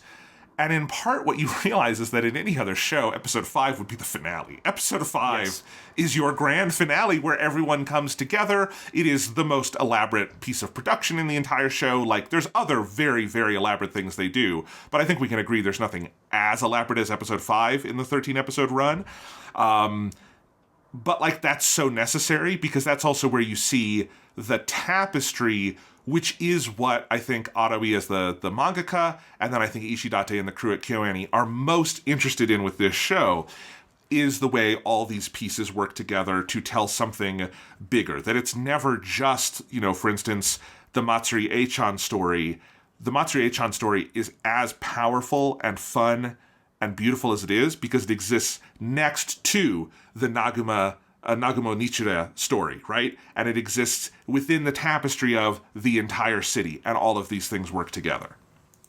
Yeah, absolutely. And it is this very kind of delicate act of building up all these pieces, because episode 2 introduces the soccer team and gets Wako intersecting with Nikura and Nagumo. That's episode 2, along with the flashback. So you start getting a little bit more of that sense of who these people are. Episode 3 has the first big adventure with the 3 main crew because they have the whole treasure hunt they have to go on that ends with them digging up this weird prop skull that Nikura then hurls into fucking space, and then an astronaut gently nudges it back to Earth, which is one of my favorite bits in the whole show.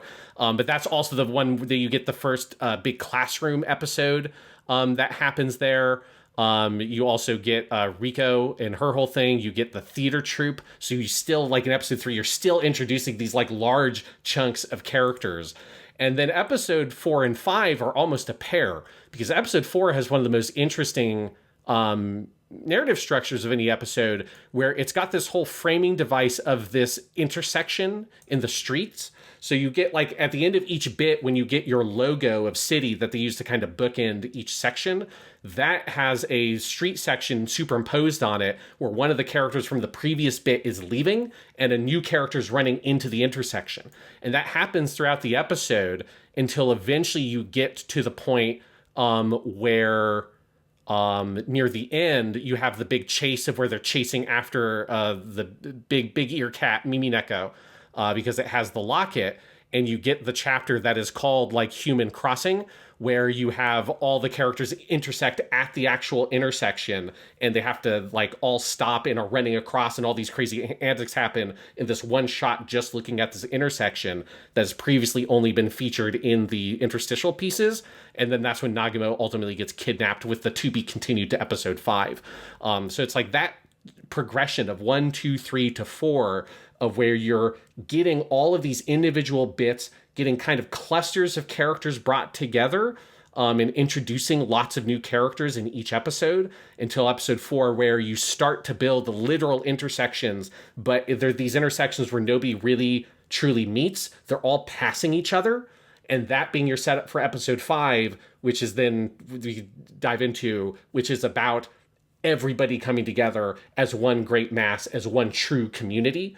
But that progression, it's so smart, and it's so thoughtfully pieced together as this kind of opening gambit of the show, where I think still by episode 4, I remember feeling like I still didn't have a great grounding in exactly what the fuck is this show. It's the show isn't quite Nichijou, but at that point I would not have been able to articulate what is it about the show that feels different than Nichijou. There was just something about it, it's not giving me quite the Nichijou vibes. It's still very funny, it's still very good, but there's something else here. And it's not until episode 5, when all of these pieces come together so delicately, that the mystery of the show is kind of unveiled for the first time.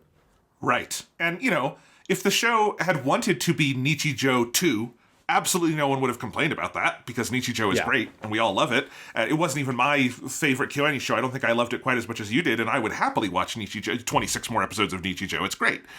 But, like, I do think it's signaling in all sorts of subtle ways that it is not Nichijou 2, as much as there is the DNA. And I agree, Sean. Like, I think for me, I loved it from the very beginning, but I do think that episode 4 and 5 pair. Episode 4 is where I really sat up. It's actually 4 is where I started taking detailed notes for myself. And I think it is that exact structure you're talking about. It's where you start to feel like, oh, the connections here are really dense. And then I remember that evening when I was watching episode 4, I was not I think I had watched 3 and 4, and I was planning to do like 2 that night and then move on and work on something else that evening, because I didn't know episode 5 was coming. But the way 4 ends, there's absolutely no way I'm not going to watch episode 5, because it's suddenly this show that was very much not a to-be-continued show has a literal to-be-continued, and our main character has just been, like, chained into a car by a madman who's like Alfred from Batman if he was insane. And it's like, okay, what the fuck is going on here? And then the sky opens, and episode 5 reveals what you've been watching all along, which is the most densely, intelligently structured avant-garde comedy anime of all time.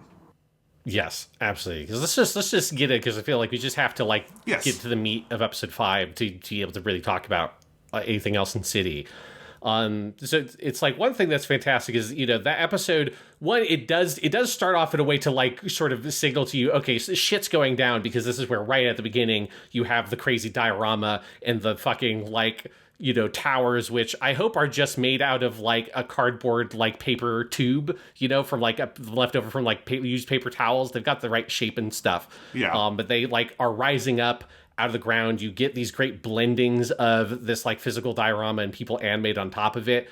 You have what is one of the most impressive shots in the whole show, but one that I was not able to, there's no GIF of it on the Sakagaboru website, because most of the shot is not 2D animation. It's mostly the diorama. But you have this incredible shot in that opening where Nagamo puts her face on the glass to look out the window. And so you go from a totally 2D animated hallway to the camera pulling out to the diorama, to seeing her animated inside the window of this diorama, and then a big 3D camera movement around the towers, where part of that camera movement reveals the little toy on the side that is supposed to be Wako because she's climbing it.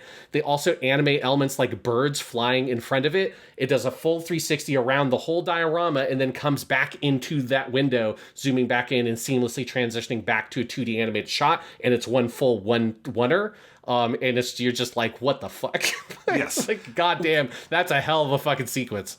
Well, and this also inaugurates something that I think is true throughout episode 5. It's most deeply felt on this shot and at the big shot at the end, where you have all the bubbles that are coming together and like melding over one another, which is this mix of fundamentally what you're looking at is intensely analog. It's either hand-drawn animation, like Nagamo inside the tower, or the tower itself, which, as you say, could just be a paper towel with like some green wrapping paper or some gold wrapping paper on it. But like, okay, so you and a little like figurine hanging on the edge. So everything you're looking at is analog. But the only way this shot is possible is through fairly cutting-edge digital compositing technology, right? Yeah. Which is like the thing that makes, stuff like Demon Slayer Infinity Castle possible. But it's being used to highlight this analog work.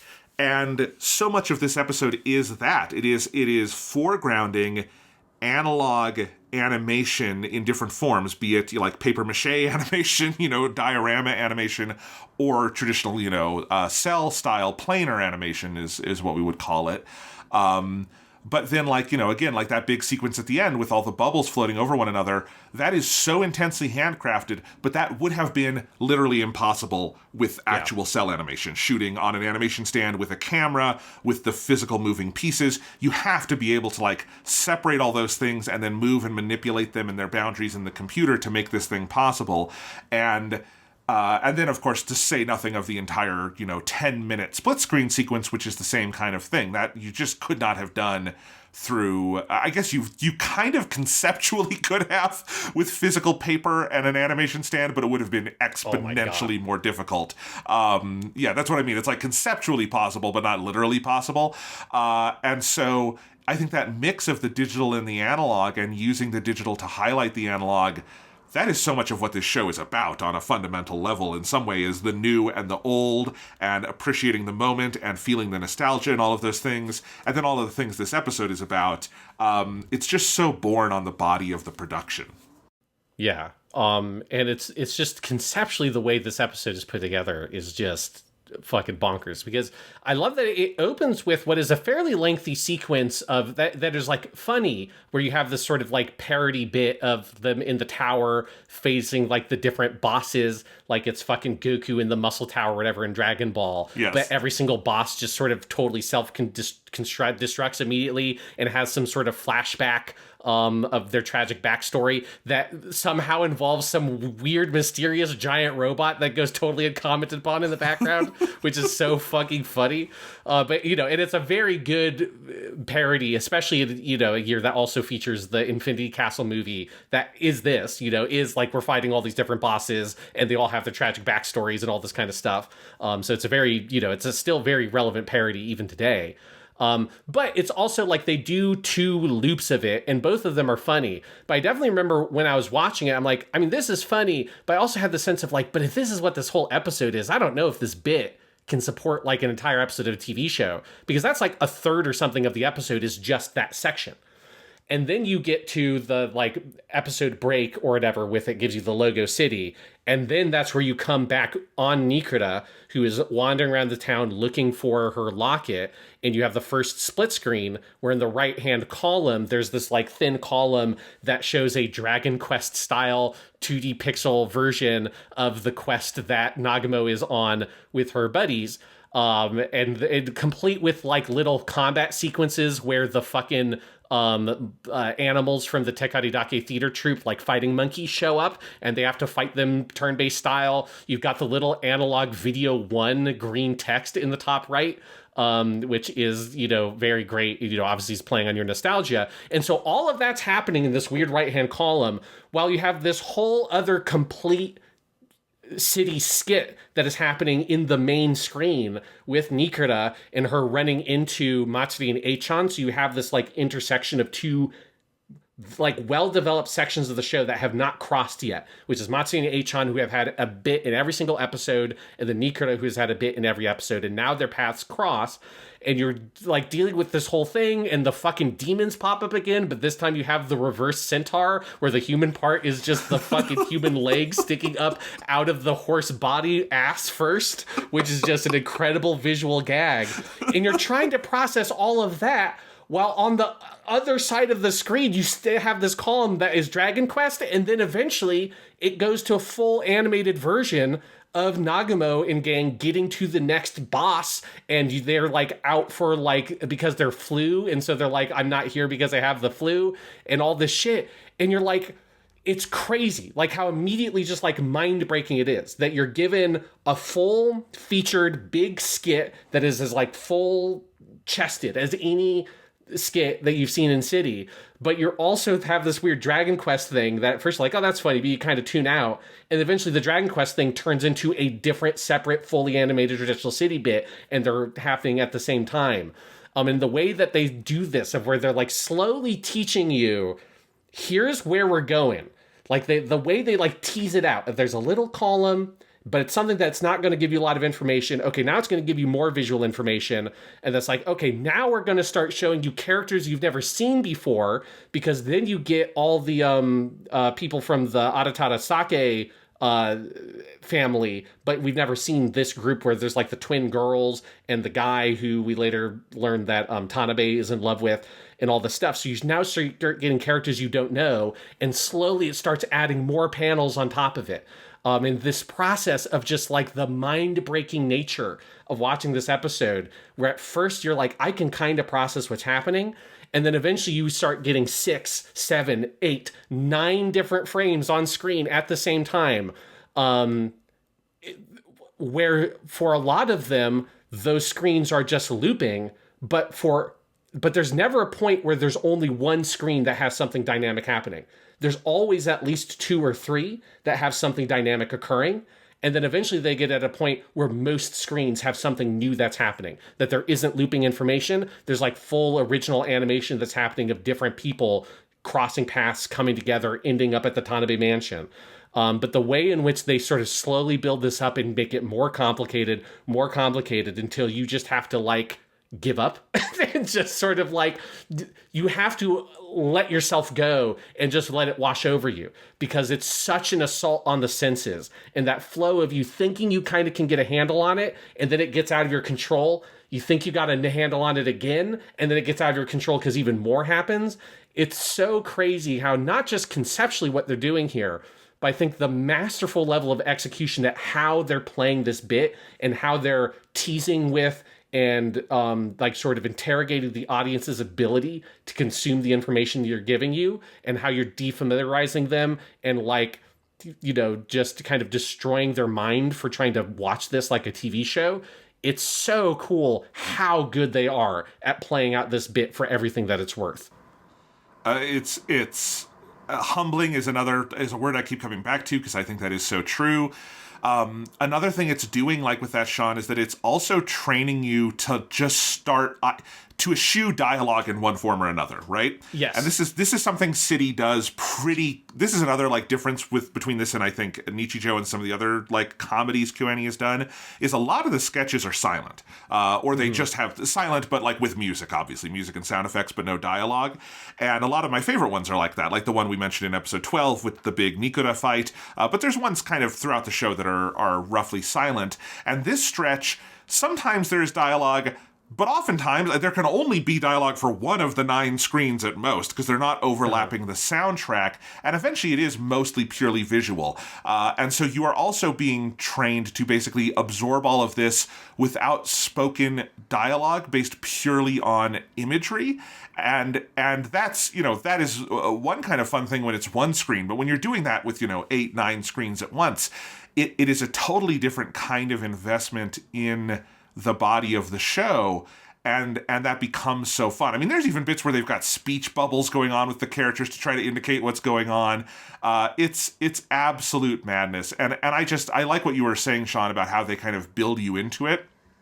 Because even just looking at your screenshot gallery, where you went insane with this, you can just scroll through still images of the episode and see how they layer it, see how they start playing. Okay, here's like a 4x3 area, and then a little sliver over here, and those are our 2. Oh, but now one sliver is on top, and we've got 2 horizontal areas, one thicker, one thinner. But now we're moving back around. Now that one at the bottom has split into 2, and these are kind of like 2 16:9 screens. We've got a big 16:9, and then a big vertical slit here. Oh, but now we've got 3, and so it's playing with like shape and scale and like the arrangement of the pictures to create those patterns for you, and the way it just layers that up, until the final stretch of the image eschews any kind of like linear graphing of it at all, because the final part of the episode is with these like bubbles that are amorphously shaped and layering over each other and cutting each other off. Like, that is also part of what makes that last part feel so virtuosic, is how it breaks the rules you've been taught. Yes, absolutely. Like, it's the way in which, like, they keep evolving it. You know, it's not satisfied to just be this one conceptual idea of we're going to do a split screen effect. It's like, how far can we push it, and how much can we do with the split screen effect? Obviously, to also ultimately achieve like a bigger thematic purpose, of which we could get to in a second. But there's just like a couple of like specific moments that I want to shout out that are just like mind blowing. Like, there's one, I don't know how to point the screenshot to you, the gallery, Jonathan, because it's like, even taking screenshots of this shit is also mind breaking to try to look at. But there's one that just, when I saw it going back through the episode again, I'm like, what the fuck, is when they have like this regular grid where you have your kind of one, I think it's still 60:9 frame, that's your kind of main frame, but then it's aligned on the left and bottom with a range of other frames. But there's one where it's the soccer team, they've got the Tsuchinoko, and it's part of that whole bit, and they go to bring it to someone, and they do this Star Wars style wipe, but it's like a circle wipe where it starts in the middle and it wipes out to cut. But it's cutting from that to one of the frames that's on the side. And so the circle wipe is happening simultaneously because it's basically moving that frame that's on the side to the center frame and the center frame to that frame on the side through this circle wipe.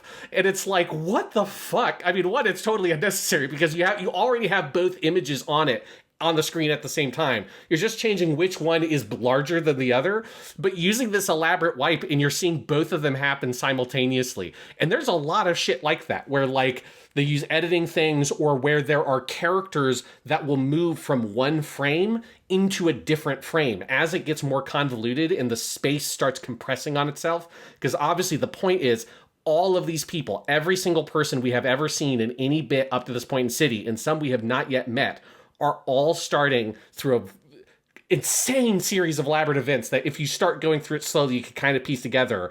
All of them have been invited to or get dragged into going to the Tanabe mansion for this big party. But it's like the way in which as it gets closer and closer, it gets denser and denser. The screens, the separate frames start interacting with each other and people going across them or them editing into each other.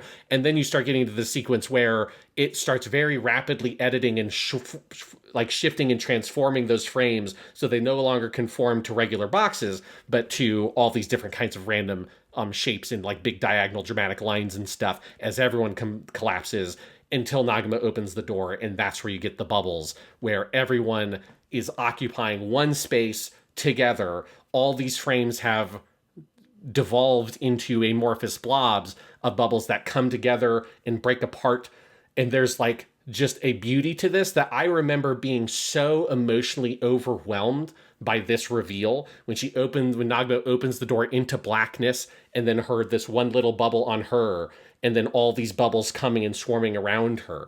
And there's just that sensation of the chaos of humanity, of everyone, of that, the achievement of all of this madness, of all these different images and moments in these people's lives you've just been like mentally assaulted with basically for like 5 minutes or longer than that, has come together to this beautiful dance of all the worlds of these people represented in these little bubbles that come together and break apart like this, like, you know, cosmos, this big bang of humanity, basically, because it does ultimately converge into all of them merging into a single, like, singularity point, this little, like, glowing little, like, kind of mirror ball that then explodes into your Where's Waldo image, which is the sequence from the manga is the Where's Waldo bit, where it's like multiple pages of that, basically.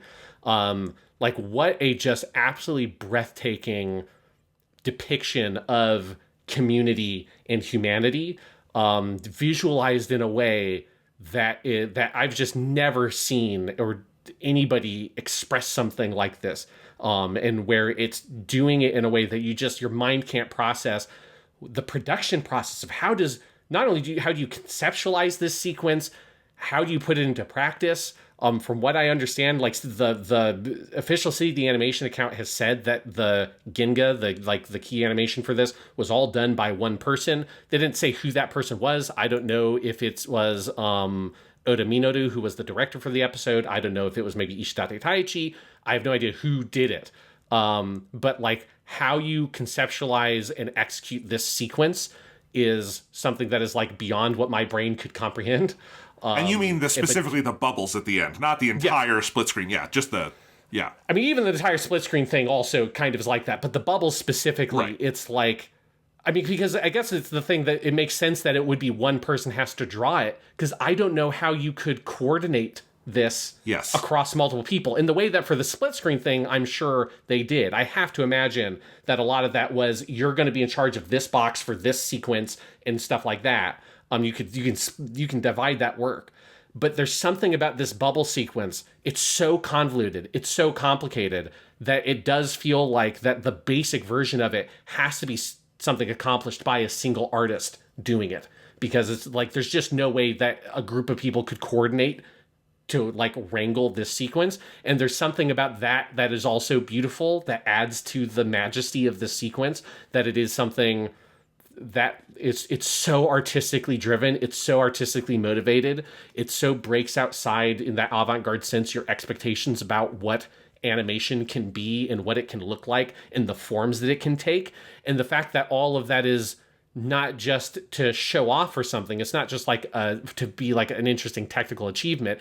It is about delivering this powerful thematic moment of connection and community and humanity, expressed in this bubble image. It's just, I don't know what your emotional reactions were, Jonathan, but I was just so emotionally overwhelmed by this sequence.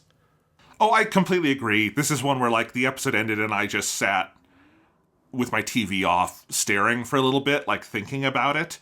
And there is, I really like how you put that analysis, Sean, because it is expressing something about the infinite permutations of humanity and community, which is so much of what this show is about. And, like, if you think about the split screen dynamic building into that final sequence, and I mentioned earlier that it practically demands you rewind and rewatch and think about it in different ways, but, like, I don't think there's any number of times you could watch this episode and feel like you got, quote unquote, all of it. It's not as simple as you could just watch, okay, there's up to 9 split screens in that middle sequence. You can't just watch it 9 times in a row focusing on the different sections, because it's not just about 9 separate things. It is also the dynamic interplay between them, as in the sequence you mentioned where it does the circle wipe in and out on 2 different parts of the screen that are but they're on screen together, so it's a wipe within its own, like, image, which is unheard of. So there's things like that, so that there is this permutability of it that is kind of effectively infinite. And then by the time you get to the bubble sequence, which is an 83-second cut on Sakaguboru, that is all of those pieces layering over each other and coming in and out, and characters are coming in and out of each other's bubbles, and it is one contiguous space being imaged through 20 or 30 non-contiguous shifting shapes on screen that are layering over one another. The effect of all of that is that there are kind of infinite numbers of things you could focus on in any watch through of the episode, and I don't think any human being would be capable of watching it and always focusing on one thing throughout, because it's going to be affected by just where your eye is trained at any specific moment. Like, obviously, in a formal art sense, the thing this most would draw from, and this would also come in an avant-garde tradition, is like a multi-screen installation project, which can be incredibly cool things to see. And I've been lucky enough to experience some of these at different universities I've worked at, and seeing what, like, MFA students are working on.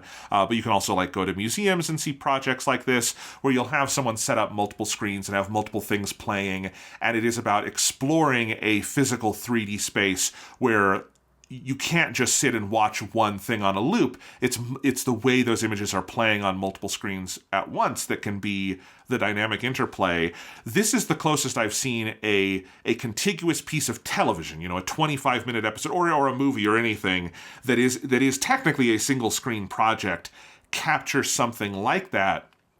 And it's because through the complexity of what it's doing, it gets that effect of, oh, anytime I watch this, it's going to be a new thing, because the secret ingredient is you. It is the audience member. It is the person whose eyeballs are roaming over this thing, and it is made in such a way that no 2 people's set of eyeballs at the same time are going to be focusing on the same things at once. And I think that's part of, like, what creates that emotional reaction you're having, Sean, is it hits you with this sense of something so much bigger than an individual image, an individual episode of TV, an individual film. It hits you with this feeling of life and community and unpredictability and contingency, which is so much of what this show is about.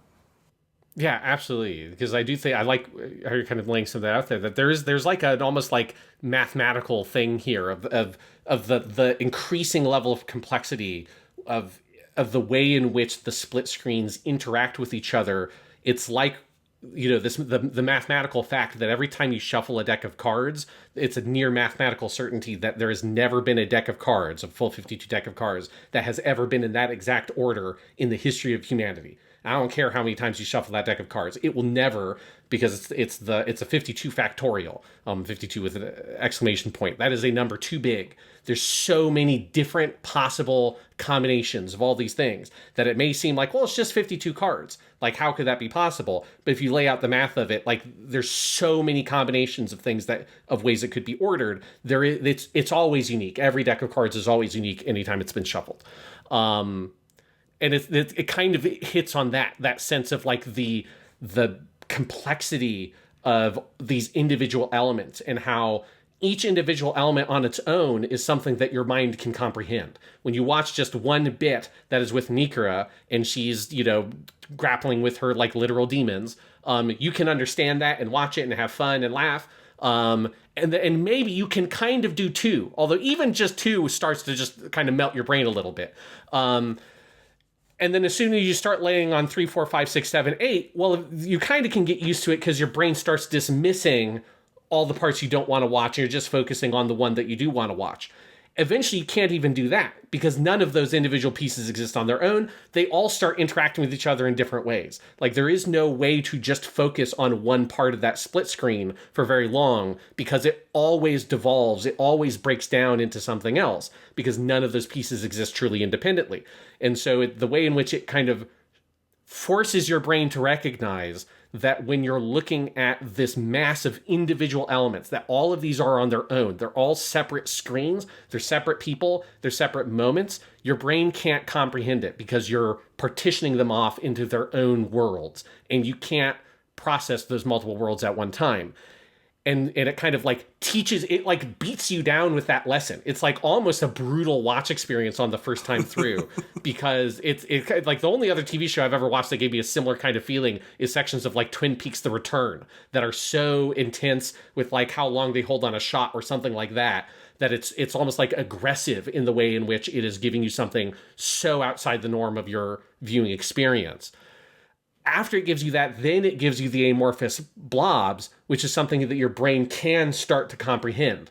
That once those worlds start becoming less defined, you can take in all of them. You can take in all those people and all those moments and start to appreciate it, but it's still complicated because they're layering over each other. You can only get dialogue from one piece at a time and stuff like that, and they do have like bubbles coming through to hear the dialogue from one bubble, and that fades, and then another bubble comes and you hear the people from that one.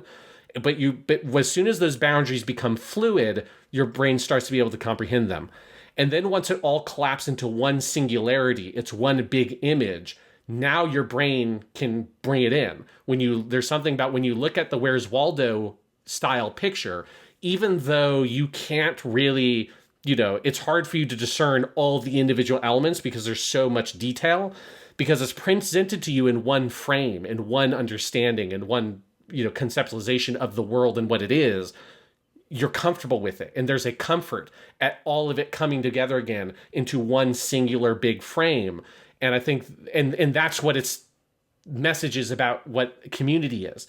That the individual elements, when interpreted on their own, the individual people, when interpreted on their own, are chaos, and they can't be like reasoned with. They can't be like wrangled together. It's not until you think of it as one thing, as one community, one ecosystem, one larger object that is made up of disparate individual components, only then can you understand what family and community and these things are. It is one whole. It is not separate elements. And just the way that is artistically delivered, by brutally defamiliarizing yourself with what you expect TV shows to be, giving you something totally radical that you've never seen before with the bubble thing, and then giving you something that is like comfortingly familiar, this Where's Waldo style, big panoramic kind of image of all the people together in one space.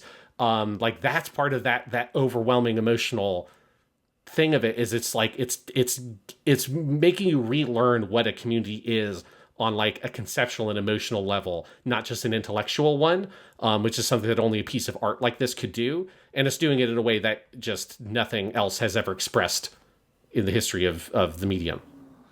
I think obviously the thing I pulled for and I wrote in my notes is the Endless Eight. I said, this is the most experimental thing KyoAni has done since Endless Eight, and it is. But what's funny is that it almost feels like an interesting response to Endless Eight, in that Endless Eight from Haruhi is a defamiliarizing process with the idea kind of narrative and of visual storytelling, but it is a durational defamiliarizing over 8 half hours, right? It is about spending time with a story until you stop seeing it as a linear, moving cause and effect story and you see it as something else. City decides to do this in one 25-minute episode in kind of the opposite direction, where instead of having a durational defamiliarizing, it is we're going to throw you into the deep end of the pool defamiliarizing, and it is this rapid, like, take the chaos of an Arawi Keiichi story and present it to you in a way where you are completely pulled out of your, normal understanding of, like, stories with this kind of individualistic cause and effect until you're starting to see a symbiotic cause and effect in a whole community. And it's exactly what you're describing. And I think it is, you could write, I think, a very good dissertation about 9 episodes from KyoAni, The Endless Eight, and this one. And kind of these opposite ends of the spectrum of defamiliarizing avant-garde commercial anime. And it's fascinating. Absolutely. And then it doesn't even fucking stop there, because then you also get, like, yes, the beautiful thing. There's one thing that's a great detail, is that all of this is also centered around Nagumo and Nikita, and it's their relationship, because that's obviously the key relationship of the show. Because the thing that causes the singularity where all the bubbles collapse is when Nikita starts to approach Nagumo. And when their bubbles are about to come together, that's when all of them collapse together. And then the thing that ends the Where's Waldo shot is Nagumo and Nikita, who back up into each other, and that becomes the wipe, the transition, the cut from the Where's Waldo thing back into a regular episode of City the Animation. And the level of comfort you get when it's like, oh, like, it almost looks weird. I love that moment where it's like it comes together and you have just like a regular 16:9 frame that's just not doing anything weird, and it's like you're like, oh my god, this is almost the craziest thing of all. It's just a normal anime after what I just watched. But the way that leads into this just beautiful reveal of the locket, which is the thing we've been chasing since episode 4, that ends up in the hands of the character that you don't learn more about until like episode 10, I think, is the guy with the psychic powers. You can see the history of the items he touches, which is just an insane part of the show. But this is the first time you see him, and he's there with Mimineko, and he opens the locket, and you see that it's a picture of Nagumo from behind with her fist up in the air. And that's the thing that is so important to Nikita. It's this memory of her past and this like relationship for her that's so important, that she's very embarrassed by, but it's something that she still keeps in this locket. And then of course you get the incredible gag of this like emotional moment, the emotional landing of that, and then the dude throws it on his like bargain bin fucking everything for 100 yen plate. It's very funny. And then the episode's still not contented, because then you get an entire unique ending sequence drawn in classical Japanese art depicting the origin of the city, which you learn all comes from Tanabe's ancestor, who's this like goofy dude down on his luck, who, because he was like a nice guy who likes to help people out, managed to create a whole giant community around him of all of these people who came and built this city in the shadow of this mountain. And then the city is like ransacked by weird rat monsters that Buddha shows up and fucking smashes the castle. And then he realizes, oh, that was kind of fucked up. So he builds the 2 big golden towers, which everyone laughs about and has a good time, including Buddha. And that's like that's the actual origin of the story of the city. It's not whatever weird like bird cult or whatever you got in episode 1. It is this sort of natural thing of one guy wearing literal rags, who's, just because of his like human compassion and decency, managed to build up a whole community, an entire city around him through kindness, including like the Buddha himself participating in it and building these monuments to that community. It's like such a great, amazing way to show how it's like that this moment you've seen, this one thing in this one episode of all these pieces coming together, this explosion of community and people, that this is just one moment in a like hundreds years long history of, it's not just these people, it's this place. That's what a city is. It's a community that exists beyond the bounds of the individual lives that have been led there. It's a community that's passed down throughout time, from family to family, and that it has its origins in like the simple desire for people to be together. It like that, the fact that the episode still like goes on to get to that point, it's like you get there and you're like, God damn, like I don't know if I watched episode 5 of the show or did I just watch City the fucking movie. Like, it's so dense, there's so much material in there, it's just mind-boggling how they built this fucking episode. It's crazy. Yeah, I don't know if I have more to add. The Buddha thing is like, and that whole ending sequence is like, it's the cherry on top of the cherry on top of the cherry on top of the cherry that is this episode Sunday, but it does tie it all together. And again, this episode also fundamentally reorients what you're watching for the next 8 episodes, because the majority of the show happens after this, and now you are watching... You're still watching City, but you're watching City with a different valence, and the show settles into a different kind of rhythm than it had up to this point. And it still has some very conceptual episodes, like the Wacky Races episode, and all of that stuff. But it becomes the show it needs to be. And it is also so interesting that the show is so willing to place its boldest and its best episode at episode 5. And that is not in any way some kind of pacing mistake. It's the key that unlocks the beauty of the show. Absolutely, because it's like, it's the thing where it's like from that point forward, you just have no choice but to see it in such a different way. That it's like, it's now when you get introduced to a set of characters you don't really know that well, you feel like you're oriented on them, like inherently. Like in an episode or 2, you get the whole sequence with the barber, who is a character you hadn't encountered before, who describes himself as the darkness of the city, but he's really the guy who's like using the proceeds of his fucking barbershop to build bridges and stuff like that, which is a great bit. But it's like you get this sense of, even when you meet all these like some like wacky new people, you feel like you yourself have such a grasp of this whole community and what this show is and what it's about because of episode 5, that it feels like it's home now, you know, that it's just, you're just a part of the city with everybody else because you've been through that experience of that episode. And it just fundamentally changes the way you experience everything that comes after it. It's so cool. Well, I think, Sean, maybe that means that we should transition into talking about the cast, the voice actors, the characters, and other things that happen to them along the course of the show, because now we have the context of episode 5 to draw them all together.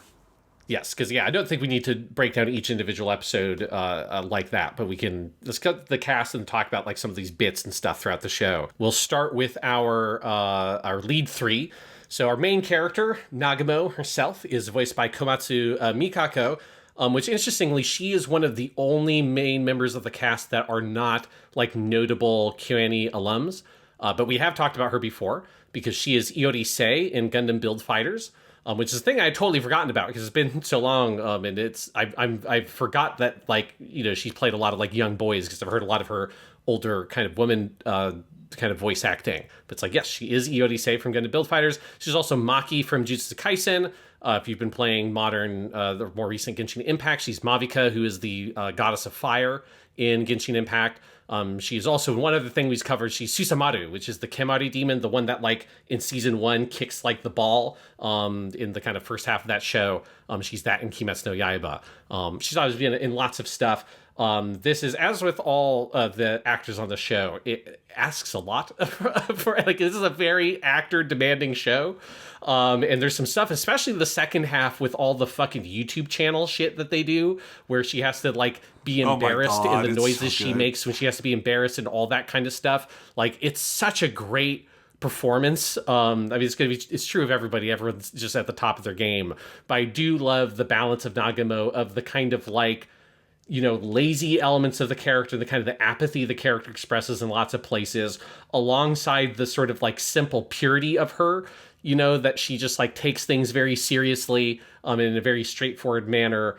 But she is, like, very human and very grounded. And when you put her in a weird cat costume and make her say "gunts," she's gonna just be emotionally devastated by that experience. Yes. It's funny, the thing I did recognize her from was Iori from Gundam Build Fighters, because she's in sometimes a fairly similar register because of Nagumo's kind of tomboyish voice she'll kind of do, kind of gets into that same register as like a young boy voice. But it's such a great performance, because I don't think I'd heard her in a purely comedic context before. Not that City is like purely comedic, but that is especially for Nagumo, that is the primary register she is in. And man, it's a hell of a performance. It's a heck of a character. Just that this is, because she is kind of roughly our protagonist, as much as you can have in a very ensemble-focused show like this. And the interesting thing is, as we learn in the backstory with Nikura, is that she is this weird underachieving slacker. She was once like the golden child of her school, and now she kind of works odd jobs, and she doesn't seem to have many ambitions.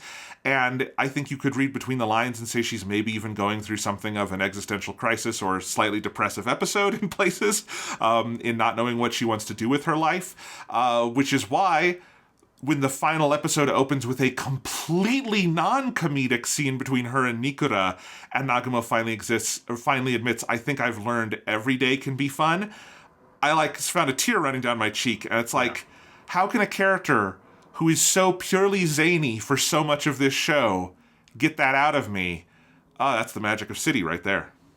Absolutely, yeah. It's a great character, great performance. But if I had to identify an MVP of the show in terms of vocal performance, it would be this next actress, which is a classic KyoAni actor. It's Toyosaki Aki, who is Nikura. We would know her best as Yui from K-On! She's obviously in a shit ton of stuff. She's Navia in Genshin Impact. Basically, everyone in this cast has been in Genshin Impact. Just like listed out. She's also Union in Konosuba would be another like recent comedic role she's had. She's in lots and lots of stuff. Every time, just you guys don't know this as the listeners, but every time Toyosaki Aki comes up on this podcast, which is very frequently, Sean writes Yui with, I believe, 10 exclamation points. Yes. Because it's not Yui, it's Yui! Yes, I do that for all K-On! Actresses. Whenever they are in something, I put in the notes when we go over what they were in before. I always put their K-On! roles with a bunch of exclamation points because it's well deserved. And Nikura, this is just holy shit. What they ask her to do in this show is unbelievable. And it's epitomized in episode 2, where you get what is, I think, undoubtedly the funniest bit in the whole show, which is her and all the different demons, and all of them are voiced by her in one fucking go through. And she has to keep coming up with more weird voices for all these weird ass demons, including the cuttlefish demon and stuff like that. Or the weird medieval Renaissance art demon who's like the lion-headed dude talks like this. It's like, I'm the Baron of Hell. Hi.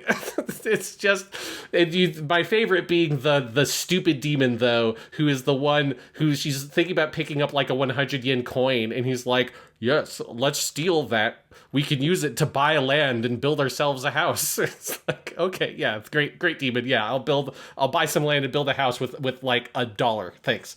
But she has to do that whole thing, all those voices, one go, and keep all of it going. And there's like some shots where it's like each demon has one line right after the other, so it's like she has to do all of them in one go in like one 10-second chunk.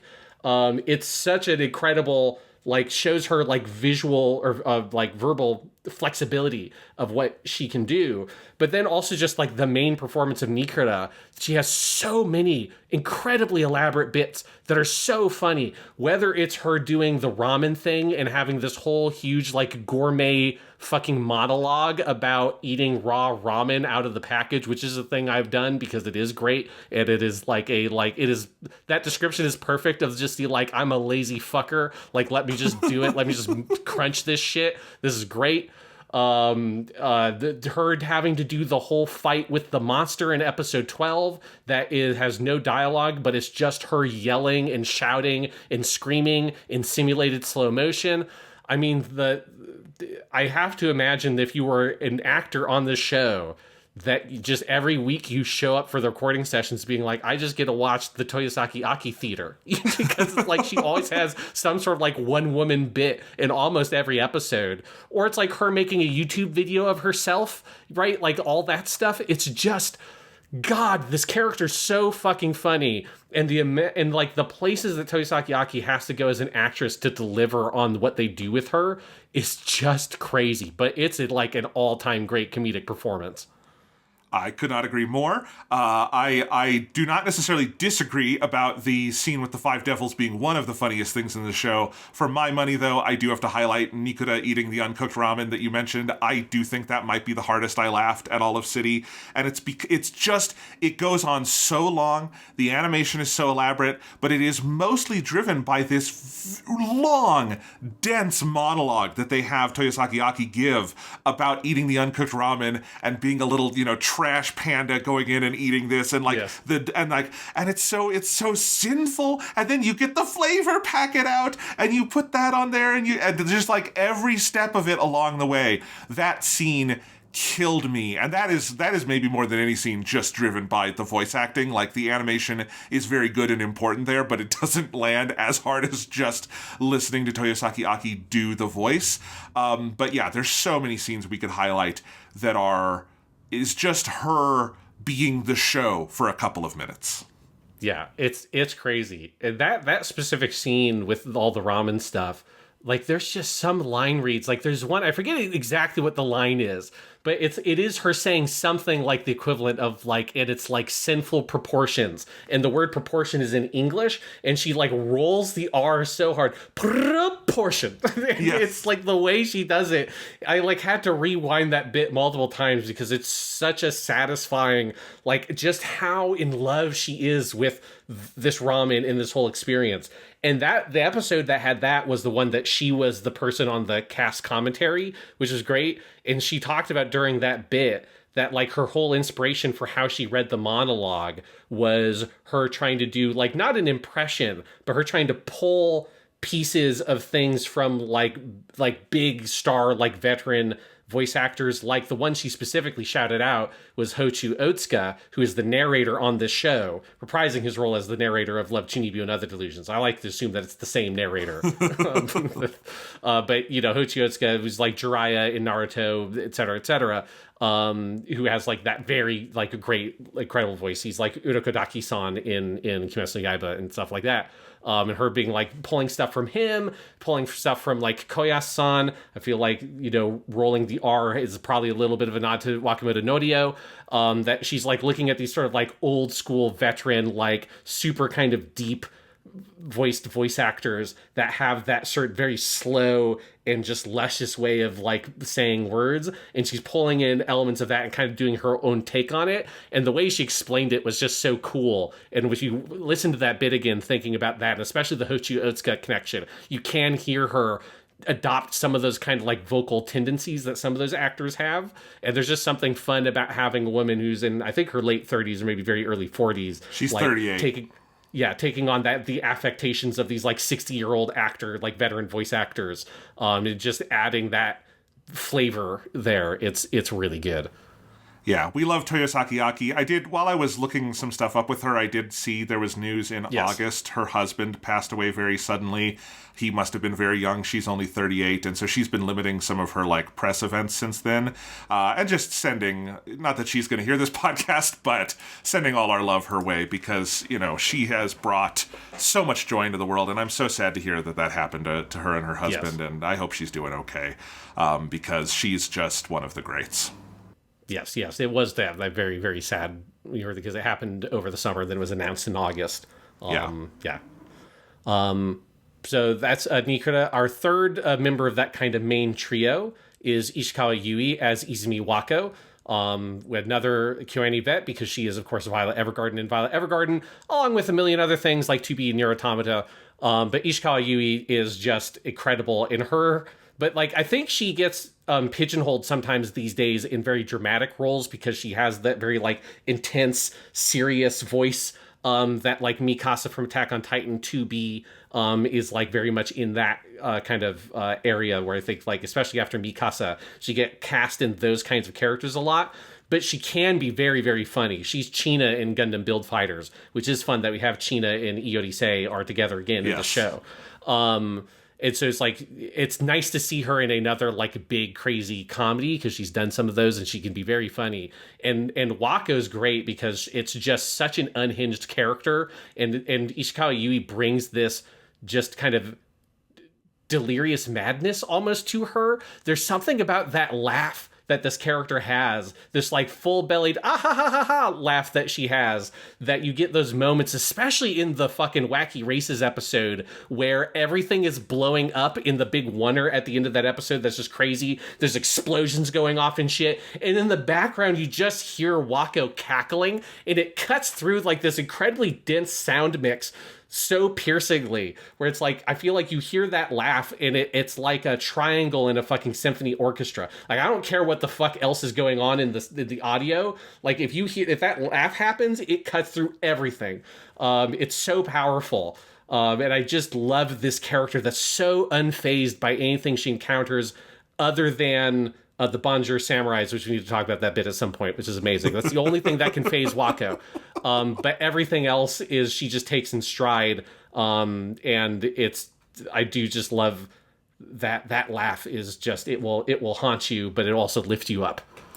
I love that the entire, like, Nikuda and Nagumo are friends with a long history. Wako just winds up with them because Nikuda and Nagumo want to enter the photography contest. They see that Wako is the person who keeps winning it. They want to learn from Wako, and Wako has absolutely nothing to teach them because she has attained enlightenment, and you can't teach that, right? And Wako is basically a walking Buddha through this world, and is great. And yes, hearing Ishikawa Yui do this is wonderful. I love that Ishidate Taichi in subsequent productions went from having her as Violet Evergarden to having her as Izumi Wako. Shows he's a real one, knows what he's doing with his voice actors. And man, yeah, she's tremendous here. Yeah, and so many good Wako bits throughout the show. But I particularly love, there's just something about early on as she just gets kind of jumped into the group and starts hanging out in their closet and stuff, and is wearing silly costumes. She's in a penguin costume at one point. She's in her dinosaur pajamas. Just a delightful character. Yes, I love when there's the whole bit late in the show where they have like the shooting stars that they're making wishes on, and all of them are praying, but she has her hand in like the ninja pose. Yes. She's just standing there. There's just lots of little tiny bits with that character that are like that are very funny. Yes. Before we move on, I didn't see this character listed elsewhere, so I just want to mention her. Izumi's little sister, Riko. Oh, yes. She's not on your list. My other favorite like comedy bit in City involves Izumi Riko, so I just wanted to mention it really quick, because Riko, that whole bit is that she is the really quiet one who's always like falling asleep, is kind of the joke. And there's a bit in episode 3 where Riko keeps like walking and tripping, and she sees her life flash before her eyes. It's a completely silent bit. So like there's no voice actors involved here, but you see like it'll go back to her childhood, and it's just kind of a funny thing. It happens once, it happens twice. But then the end of the bit is she's got takoyaki, which is the little Japanese squid balls, and she trips and drops the takoyaki, but instead of cutting to what we expect, which is Riko's life flashing before her eyes, we see a little squid family, and like the squid who became the takoyaki and its life flashing before its eyes, and that broke me. That is like, if I could point to anything that I have ever seen that describes my stupid ass sense of humor, it has to be that scene from episode 3 of City, and Riko, the life before her eyes into a whole scene with a bunch of squid seeing their life.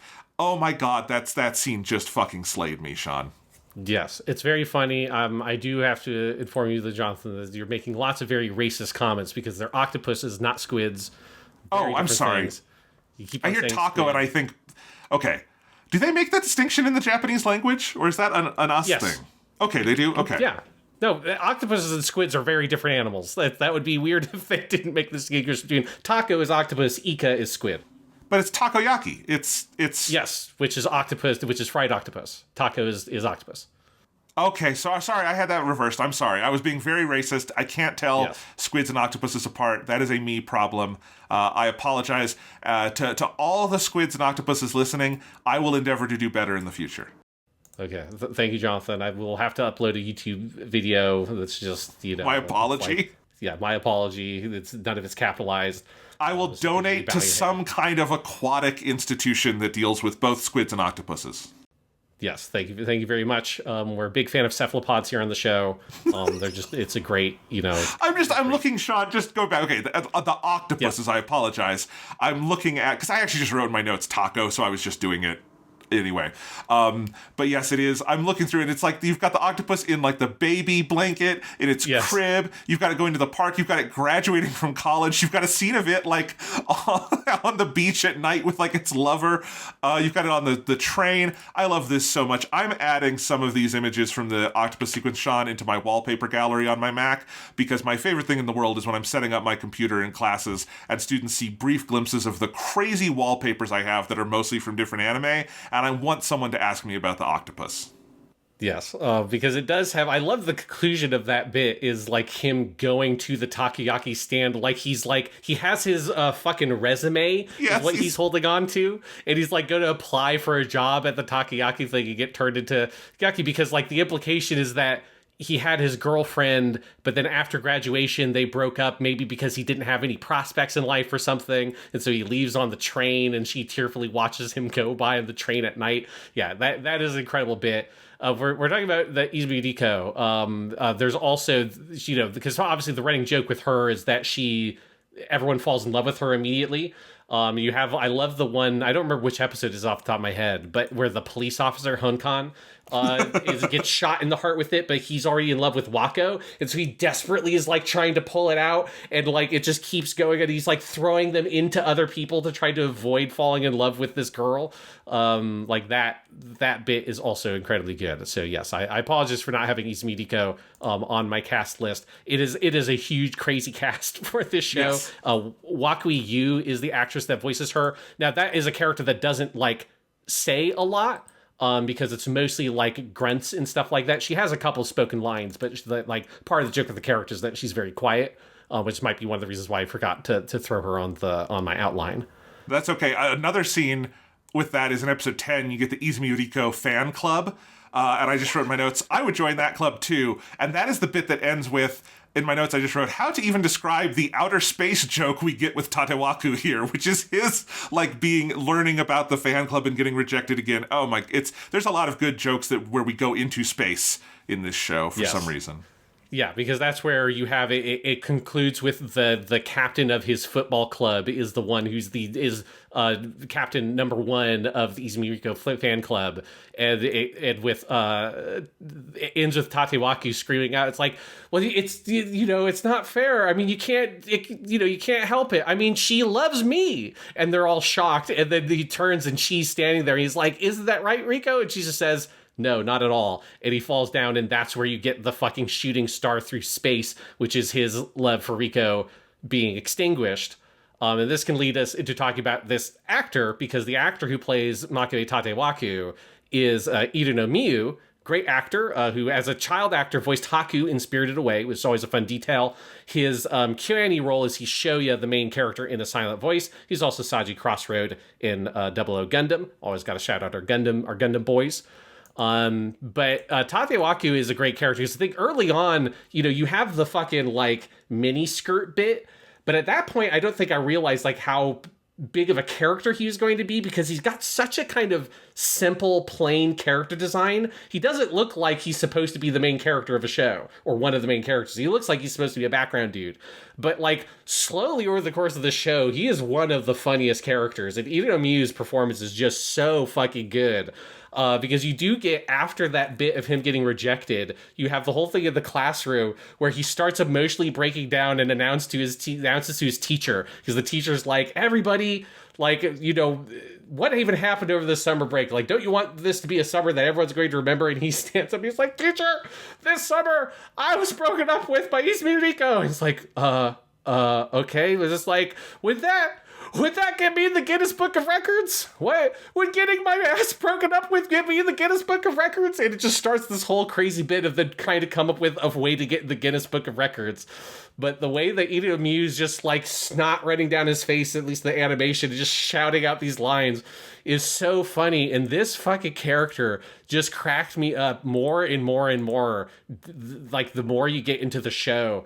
You get the whole sequence, I want to say it's in episode 7, where he goes to the fucking boutique, and he wants to go date Riko. And he goes to the boutique to get the like fucking awful shirt on. It's episode 8. And he just is like desperately trying to figure out like how to get with Riko, and he goes to the boutique to buy this like terrible shirt that's like ripped to fucking shreds, and his mind can't comprehend it. It's so good. That's also the episode where you have them trying to form a band, and he makes this terrible Bon Jovi pun off of the like Bon Holiday and Tanjobi, which means birthday. It's just like, you know, just so many good gags in the show. He absolutely does. One of my favorite voice actors. I love him to death. I wrote this in my notes. All the string of band names they suggest leading up to Bon Jovi. I have them all here.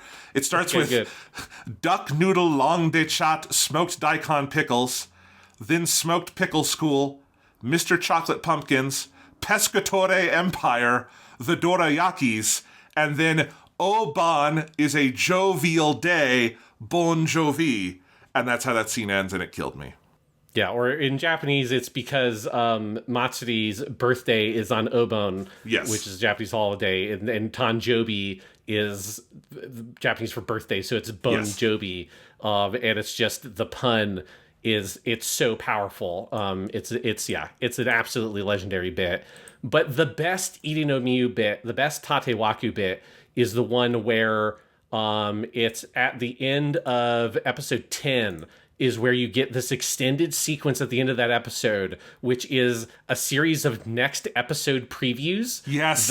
For a show that doesn't exist, where it's like him in Izumi, Riko ending up on like a deserted island, and they're gonna kiss, and then there's like pirates attack the island, and then he discovers like an ancient underground civilization of octopuses that are going to invade the surface world, and then they end up coming back home, but the whole thing ends up being for nothing because the fucking backpack with her computer gadgets in it fucking explodes, and all like the memories of the trip are lost because it explodes. But it's like a 3-minute sequence where it's just Ira Miu's voiceover for like, and what?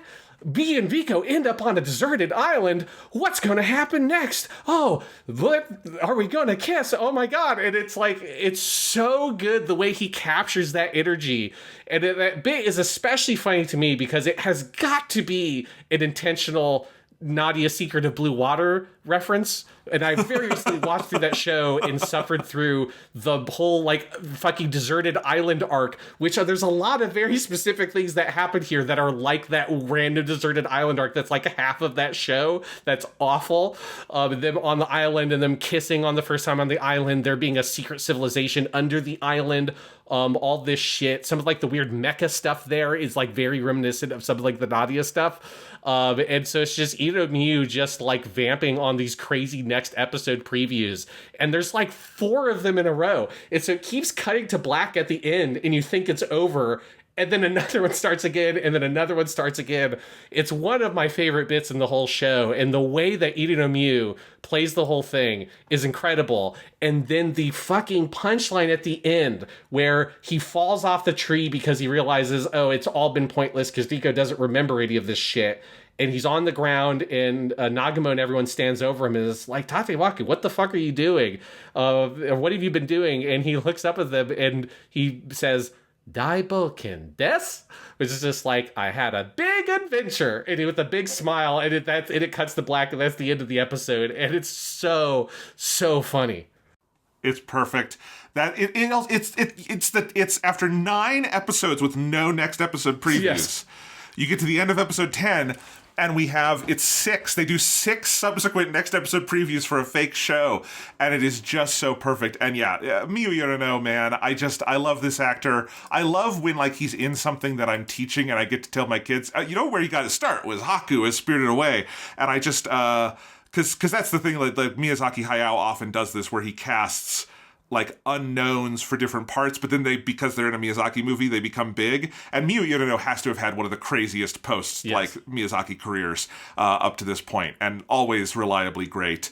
And this is so good. And yeah, Tatewaku, the funny thing is he does he is in every way a background character, but he's one of the main characters, and that's why he has these just series of Sisyphean struggles that he could never escape from, because he's not the actual protagonist. Yes, and he's just so funny. All right, the next I have is our duo of the most precious characters in the show, which is Echan and Matsuri. Echan voiced by Tadakota Azusa, Matsuri being voiced by Nanase Ayaka, both of them being KyoAni vets. Tadakota Azusa in particular has been quite a few KyoAni shows, because she was Lulu, the kind of fairy girl in Myriad Colors Phantom World, which was Tadakota Azusa's kind of big breakout character. And then she's been in multiple subsequent KyoAni shows, including as Sasaki Azusa in Sound Euphonium, which is the girl who is Kumiko's friend at the other school, who in the books has like a whole series of books written about her. Then she's also Luculia in Violet Evergarden, which is the other auto memory doll at the school that Violet goes to, is that character who has her brother and all that. And that's kind of like that tragic story there. And then Nanase Ayaka as Matsuri, she has been in KyoAni before because she is in Sound Euphonium. She's Suzuki Mire, who is the character who joins in the second year, who is like the very tall tuba player. So she's in like Sound Euphonium, the movie, the one that takes place during their second year, and she's in season 3. Which is a very different kind of like voice, because that character is very kind of like deep and kind of very like introverted, whereas Matsuri is the exact opposite of that. But both these performances are just incredible. Both of these characters are amazing. And like every time you get to an Echan Matsuri bit, it both like makes you incredibly happy and also makes you incredibly sad, because you know that there's always this shadow hanging over it that they're going to have to break up, basically.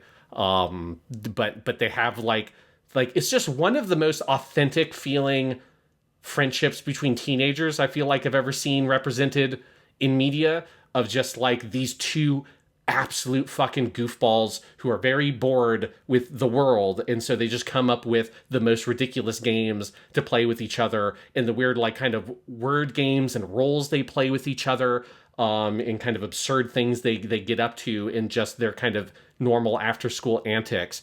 It just so takes me back to like when we were on the debate team and shit like that, and just like the dumb shit we would get up to at debate tournaments. And as a teacher, me seeing like kids during our advisory, which is like study hall period, where they're kind of bored, and especially now that they can't be on their phones this year, which is great.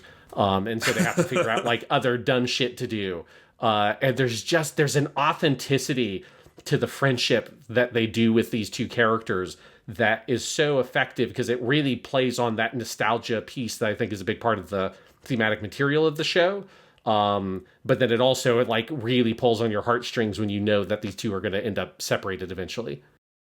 Oh, it's the heart and soul of this show. It's so amazing. It is by far like the most authentic version of this kind of friendship I've ever seen in a series. Huge kudos to these two actors who I could have seen them going for more of a Ghibli style approach of casting like kind of unknowns, or even maybe like actors in this age range of the characters to do these voices.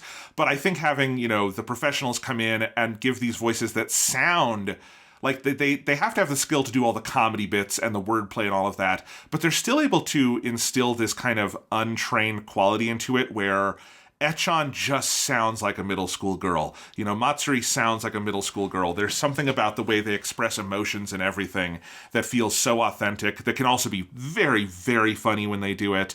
Tadakota Azusa, shout out to Lulu, by the way, from Myriad Colors Phantom World, who is the subject of the wallpaper that gets the biggest laughs from my students when they see it, which is Lulu in the sky over the fireworks laughing while the main character reaches out and goes, Lulu! And I immediately saved that screenshot and made a wallpaper out of it. Neither here nor there for this, but yes, Echan and Matsuri, I love all the little games they play. I love that at the beginning they're in the go home right away club, basically is what they call it, because they don't have any clubs. They just want to leave school and get the fuck out of there, which, hey, I relate to that. Later on, when they finally confess that that Echan is going to be leaving, and you get, that is the scene where they put the pumpkin on her head, but when the pumpkin comes off, it's the tears, and they're on the river at sunset, and so it is both deeply funny and deeply sad. But then the beginning of episode 7 is when they're like, we got to make a new club. We'll be in the Non-Stop Memories Club.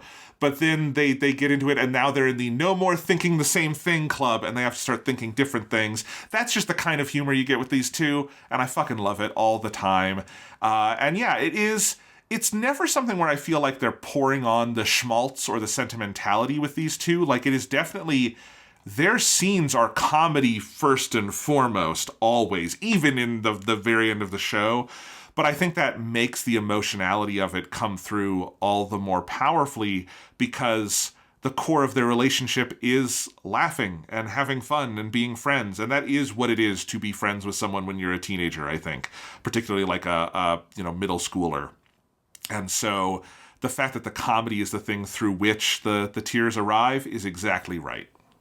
Yeah, absolutely. And it is like, it's because like, that's the only way they know how to process the emotions they're going through is to try to laugh through them, right? Because it's like so much of, particularly Ichon's side of the story, is her struggling with her having to tell Matsuri and kind of deal with this. And she struggles with it through the whole show, because at the end of episode 2, you have the scene where she comes home and her mom says, like, hey, have you told Matsuri yet? And she's hugging her dog and says, no, not yet. And she's smiling, but the shot lingers in that way where you know that, like, Ichon's really struggling with this.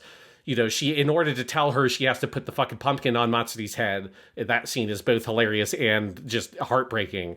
And then you get just the amazing sequence in the penultimate episode where she tries to make her goodbyes, where she goes and she runs through the whole city to all the places that they have been before. And she kind of like recreates some of their gags, but she's just on her own, and she's on like touching her desk and all the places they've been.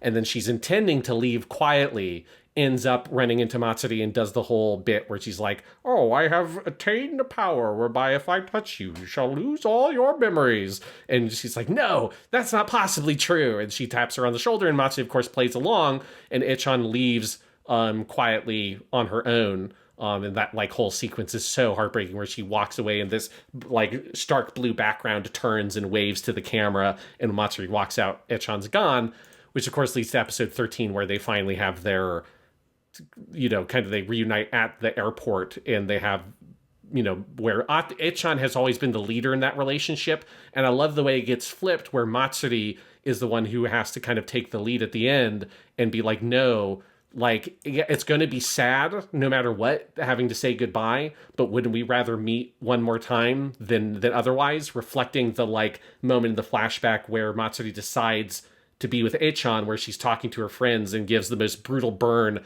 to a group of friends I've ever heard, where she's like, hey, if between something that's really fun and something that's not really fun, which would you pick? And they're like, oh, of course you pick the fun thing. It's like, yeah, I know, right? And she walks up and goes over to be with Ichon, which is like, fucking Jesus, that's a brutal burn. And it's like, you people are dull as shit. I don't want to spend any more time with you. I'm going to go be with the fun people.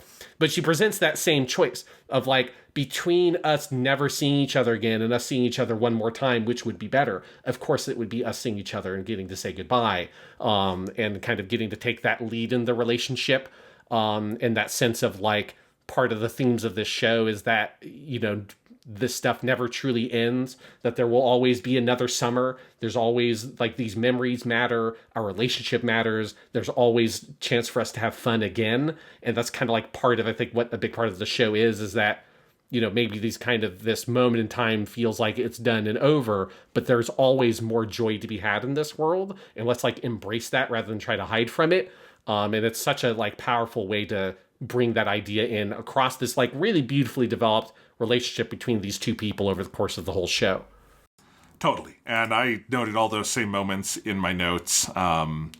Just lovely stuff here. That scene also involves a character who's later down on your list, but I think we could mention any time, because it is through the actions of Watcher of all Adatara and later Airplane Stopper Adatara that they have their final reunion. Adatara Tatsuta, who is voiced by Ken, who is the most confident character in the show, sometimes completely undeservedly, but basically every time Adatara showed up, I was cheering because you were going to get something extraordinarily funny. And Ken, I feel really bad for Ken because you have just listed Kanbara Akihito, the glasses fetishist in Beyond the Boundary, which I know is his KyoAni role. Ken has been in many, many other wonderful things where he is not playing a total creep. But man, I love Adatara, who is introduced to us, I think, in episode 6, like formally, which is right after the big episode 5 stuff where we get the scene with the whole Adatara family, and he keeps saying 72 plates because it's how many plates have been broken. And you have the scene where he catches the onigiri, which is just amazing, and he goes over onigiri catch theory and all of that. I love Adatara.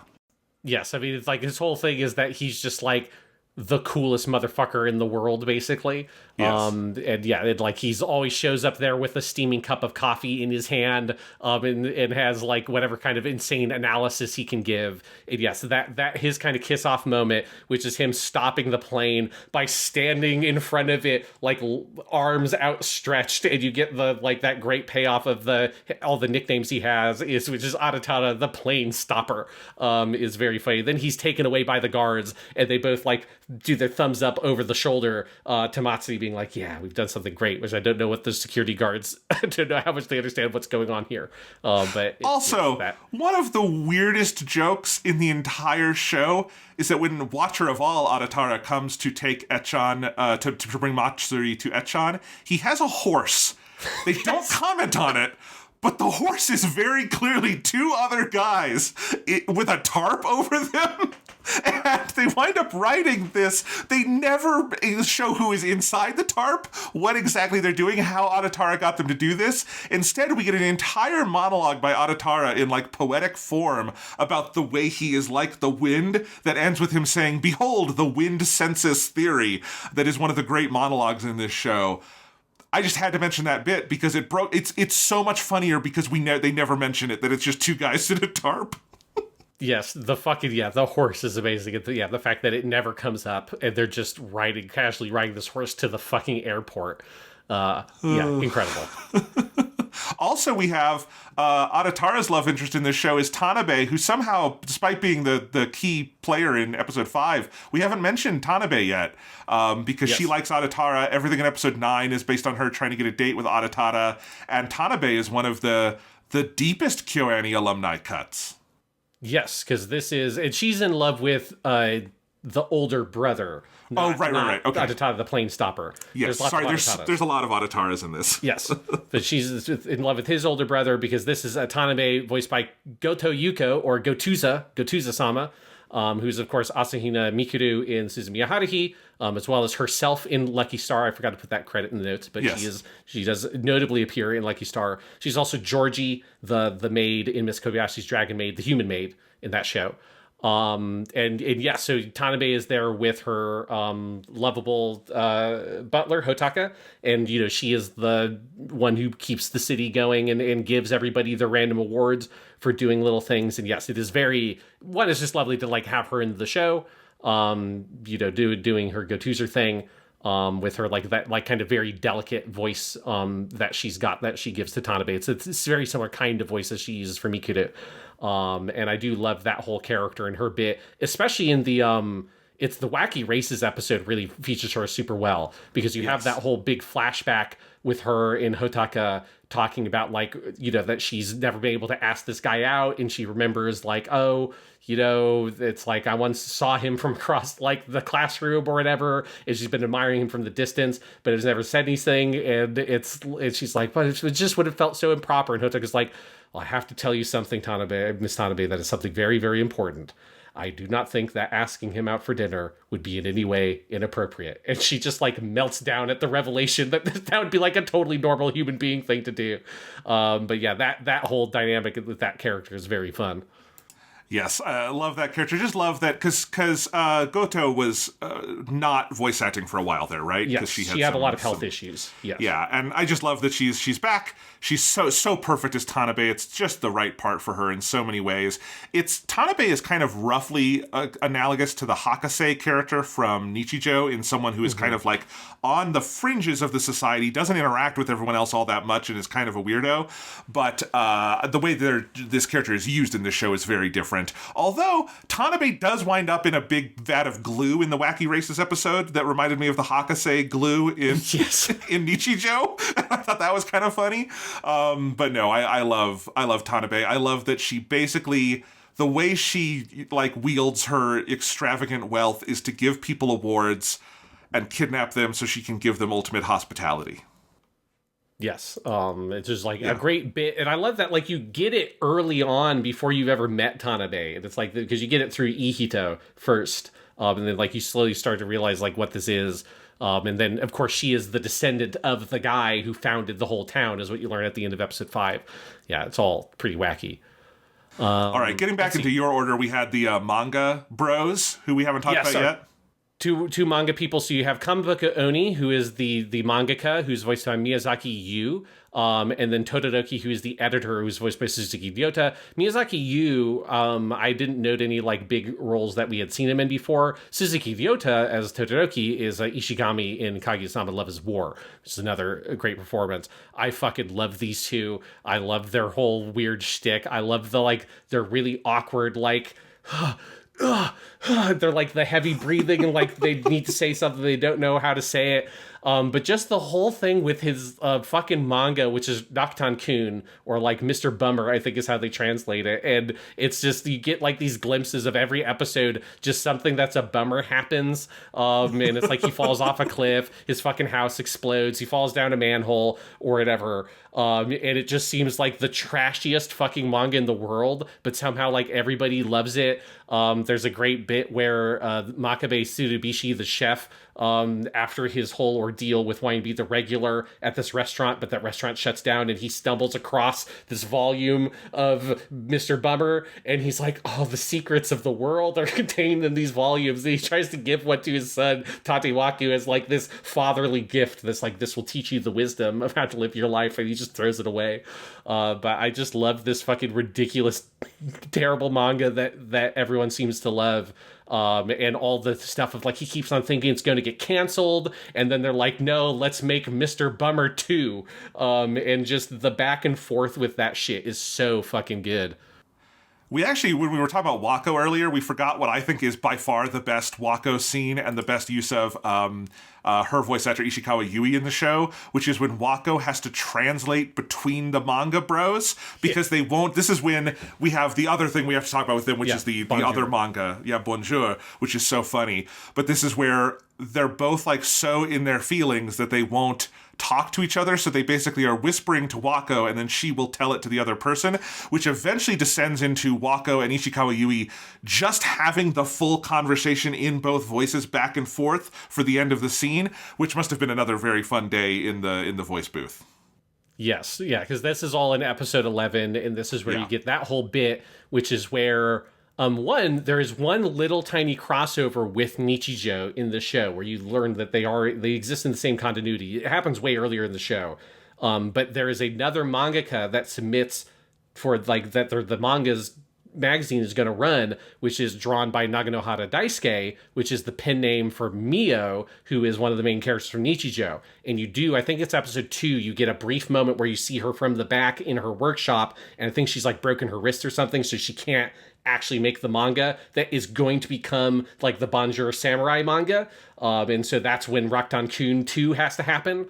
But I do love that apparently Mio did become a full-on like manga master. There's a huge monologue that the mangaka in this show has in episode 11 where he talks about like Naganohara Daisuke, she's an absolute master. She's the one who created the classic romance manga, which is he has all these volumes of it, which is Kochira Kuchibiru Dorobo, which is like over here like lip thief, which is what that title literally translates to, but it's got like 100 volumes and all this shit. It's like, oh, your next work, like there's no way I can compete. And that's when you learn that Mio has not changed all that much in the years since Nichijou, because she is still drawing her crazy BL manga, and you learn it's this insane Bonjour Samurai manga, or Bonjour Mina no Shu, which is like Bonjour everyone, but written in like old school samurai talk. And you have all these like terrible sex puns about like, oh, I want to take my Bonjour and Bonjour into your Bonjour.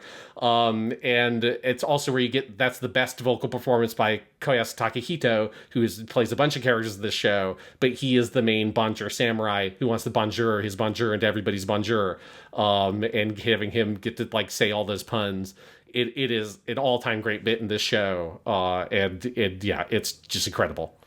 100%. And yeah, I do love that Nichijou connection, and that just makes it. I actually hadn't quite noticed, like, picked up on that, because you've seen Nichijou many more times than me. And knowing that is Mio makes the Bonjour scene was already riotously funny. That makes that even funnier. Oh my god.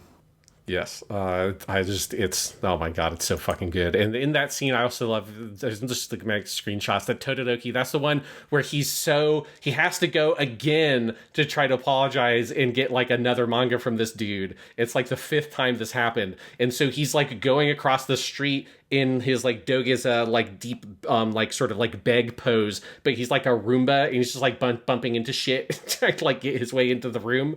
It's very, very funny. So that's those characters. Then I've got the old dudes, which is one of my favorite groups of characters. We've got Kawahara Yoshihisa, who plays Makabe Tsurubishi, who is the chef. Who's like to me, he's like the lead old dude. He is Sasahara senpai in Nichijou, the guy with the goat in Nichijou, if you remember that character.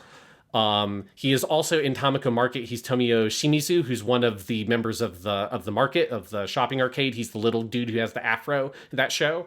So he's another KyoAni vet. We then have Koyasu Takahito, who is Aratara Hakase / the Aratara, the father of the Aratara house, along with, like, he just plays a bunch of random people in the show as well, including the Bonjour Samurai. And he, of course, has been in everything. It's pointless. He's one of those actors, it's pointless to list things out. He's like Mula Flog and Gundam Seed and shit like that. But important for KyoAni, he is Claudia in Violet Evergarden, Violet's caretaker. So that's your KyoAni connection. And then you have Mizuchi Kiyomitsu is the editor-in-chief, and he's also the Ihito, the good guy. He's like any announcer in the show, like all the people that would like announce the race, the horse race, all of those are all that guy too. He plays like a billion characters on the show. But these are our old dudes who have their old dude adventures, which I just love, especially Old Man Summer, which is incredible. Of them going on the boat to the beach, and then there's like fucking typhoon, and they just don't give a shit. There's like, no, like I don't care that we're old. We can have a better summer vacation than fucking anyone, and they just get wasted and want to go out to the beach and all this shit. It's very good. That was the scene I wanted to mention because I have it written in my notes. It's so good. That scene is also, it has the most intense animation with all of the storm animation. That scene was just designed to destroy streaming bit rates. The copy of this show I was watching was like 99% very good, very well encoded, and when it got to that scene, the image basically disintegrated before my eyes, and it's like, okay, this is a scene that we will require a Blu-ray to see in proper quality because no streaming bitrate could possibly do this scene. That scene also, and that episode ends with, I forget which one of the three it is, yelling, "Enjoy summer!" in English, and it's fucking great. Yeah, it's really good. One great little behind the scenes detail for that is that when they recorded the scene, there's a moment where they're running through the tunnel to get to where the beach is, because the editor-in-chief, I think it is, like, he sprints off immediately, and the other two chase after him, and they're shouting after him, and, like, the lines are supposed to go, like, wait, don't go! And then the editor-in-chief is supposed to be like, dude, what, you just shout, wait, you think anyone's gonna actually wait for you, motherfuckers? And he just, like, runs off. But when they were recording, they ended up getting the lines backwards. And so the editor-in-chief said the thing that's like, what, just because you shout, wait, you think I'm gonna stop? Or whatever, how to translate that line. He said that before anyone actually said wait. And so then after that, the guy, whoever it is says wait goes next, and then Koyasu-san comes in and he improv'd a line where it's like, nobody even told you to say wait yet, dude, like, what are you doing? And it's in the show, and it's like you wouldn't even notice it, but it's an incredibly funny sequence when you watch it, knowing that they got the lines backwards and Koyasu-san like re-logicked it up as like an improv'd bit. It's very good. But there's like, that's why you get the pros, right? That's so good. This is why you get the pros. There's nobody more pro than Koyasu Takahito. Like, it's not, you can't get much better than that. And yeah, I just love every bit with all three of those guys together. I just love, they have that whole thing. I think it's in the penultimate episode where they're all drinking fucking sake together, and they're just like, oh, it's so good. Oh, it's so fucking good. And umai sake. They say umai so many times. It's just like, oh, it's just so good. And Naga's like, oh, come on. There's got to be something else you could say. It's like, no, it's just that good. And it's like a 5-minute bit of all these people just drinking shit and just going on about how good it is.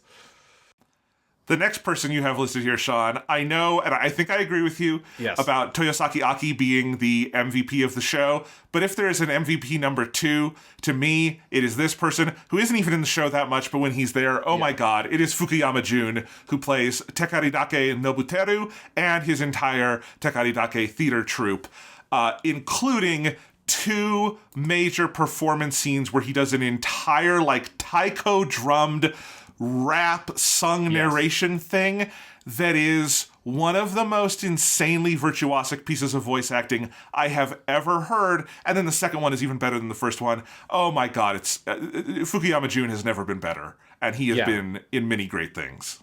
Yeah, if Toyosaki Aki is the MVP, he's the pinch hitter of the show, because it's like, yeah, he's only in a couple of bits, but they're all so good. I mean, one, he's just got his introduction bit in episode, I think is 2, is incredible, where you get introduced to the fact that all the other members of the theater troupe are all these insane animals, like Mr. Chew the mouse and Fighting Monkey. And I love, Fighting Monkey just starts fucking punching him in the stomach, and Fukuyama Jun just shouting out, "What are you doing, Fighting Monkey?" It's just getting wrecked by this fucking monkey that's just kicking his ass. Is so good.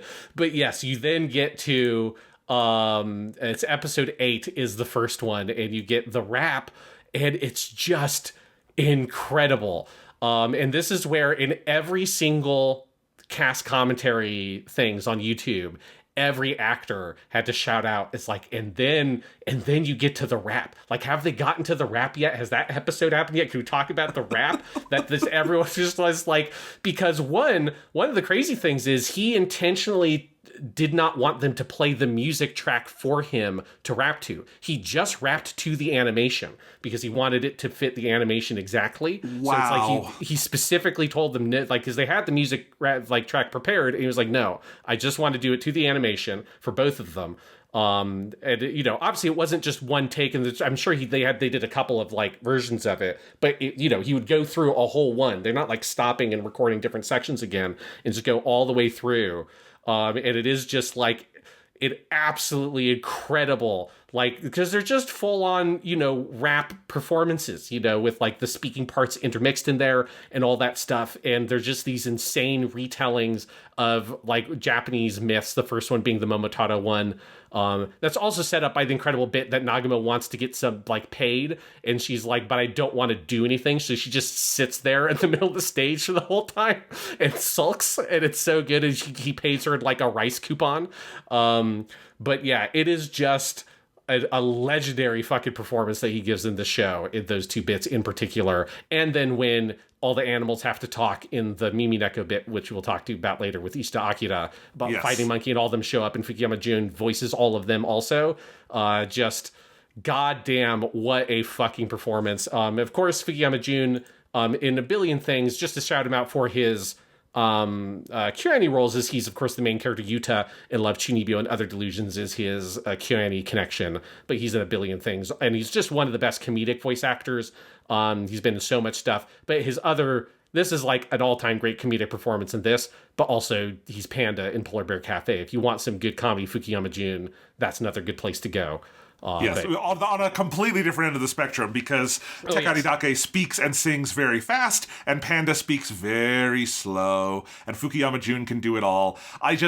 You have the other thing that is so virtuosic about it to me, Sean, is that the first performance of his play called Throat, Nodo, is in episode 8. And you build up to it for a long time, because you learn about Throat in episode 2, is when he gives the big, like, patent speech to his troops that we learn are the animals that you initially think must be stuffed animals he's talking to, and then they come to life and beat the shit out of him, and you're like, nope, those are animals. But then the second performance with no build-up is in episode 10. It's just 2 episodes later, and that's the one called Self-Esteem, that is about the sulking echidna. And that, like, there's something about, as good as the one in episode 8 is, they then come back just 2 episodes later and one-up it, because the wordplay in the song and like how it relates to the rhythm of the track in the Self-Esteem one is just on an even like richer, more difficult level. And it becomes so infectious. It's so hilarious. Even if you don't speak a word of Japanese, just listening to the verbiage and how the words fit together and how Fukuyama wraps his mouth around every syllable, there's something so pleasing and like fun about it. To be one of the other voice actors who got to be in the room when he did this. Yes. Can you imagine? Oh man, that would be so much fun. Yeah, I mean, because again, like in every one of those, every actor is like, "Oh my god, the shit that Fukuyama Jun did," and like that, like they want to just stand up and applaud at the end of each take because it's just so good. And I know that he, obviously he's a big voice actor. I know he also does a lot of like actual live theater. A lot of voice actors do as well, but I know that he's particularly big in that world also. I think it's like he's drawing on a lot of that for this performance. And it is so good. It's just one of those where you just get to ride on the spectacle of how good the voice performance is there for both of those. And I agree with you. The second one's even better for some of those reasons you're saying, that both the wordplay is great, but it is how it takes you off guard, that you're not expecting to get another one because Noto was built up for the entire show with all the posters and everything. And then you're just hit with another absolute fucking banger. Just what a legendary bit in this show. And just getting into something I think, you mentioned earlier, Sean, that this show is also just such a celebration of creativity. It's not just that the show is virtuosic. I know I keep using that word, but I don't know what other word to use on every level. The voice acting, the animation, the storyboarding, all of it. But that it is so clearly something where everybody involved is having fun and enjoying every other person's creativity, and that alone is part of what is infectious about it. And I think you really see that in the Fukuyama Jun bits very powerfully. Absolutely. All right. I think we've gone through most of the other voice actors here. One incredible cameo that connected to the Fukuyama Jun stuff is we do get in episode 11, Mimi Neko, the long-haired cat that you thought would be a non-voiced character because he's been in the show the whole time.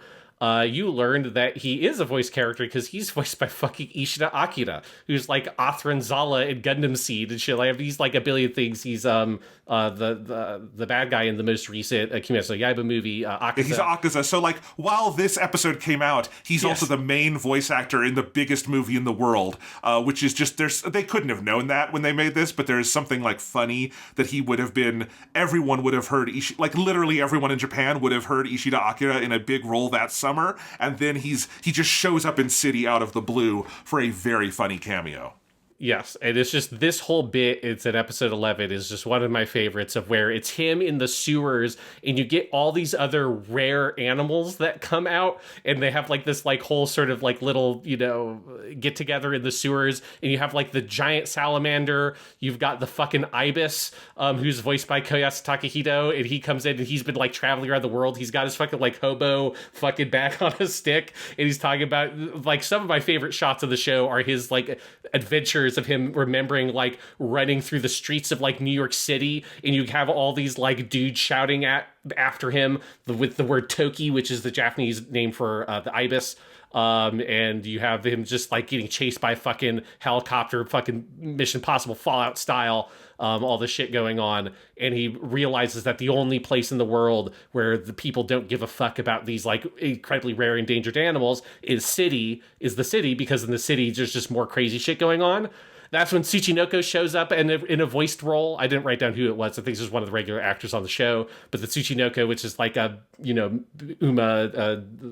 cryptid in Japanese folklore, who's just popped up throughout the episodes. And the giant salamander's like loses his shit over that.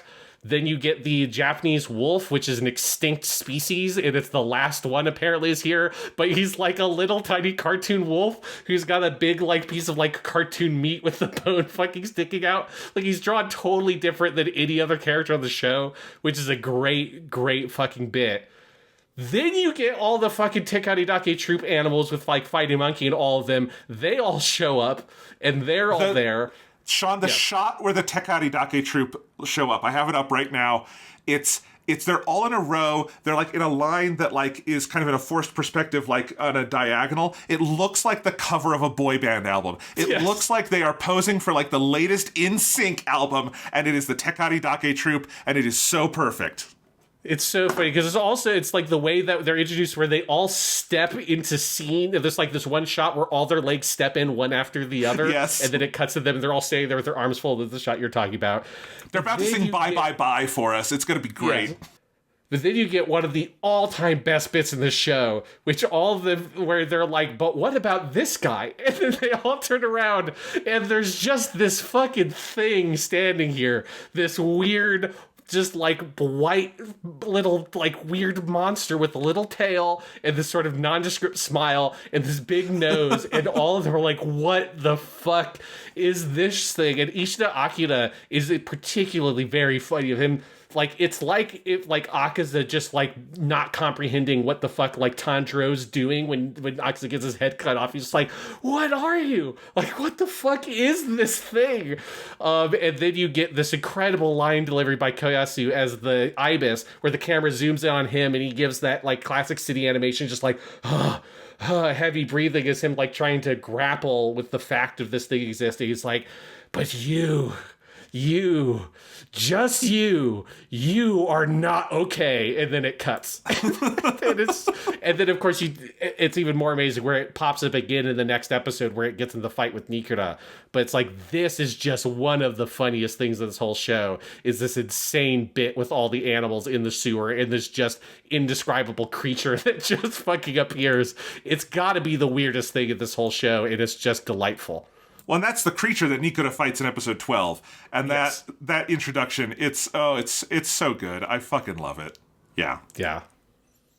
All right, that's all the actors. What else do we have here to say about say the animation, Jonathan? I mean, there's a billion things we could say, but we have been going for 3 hours. So what do we need to hit to wrap this up?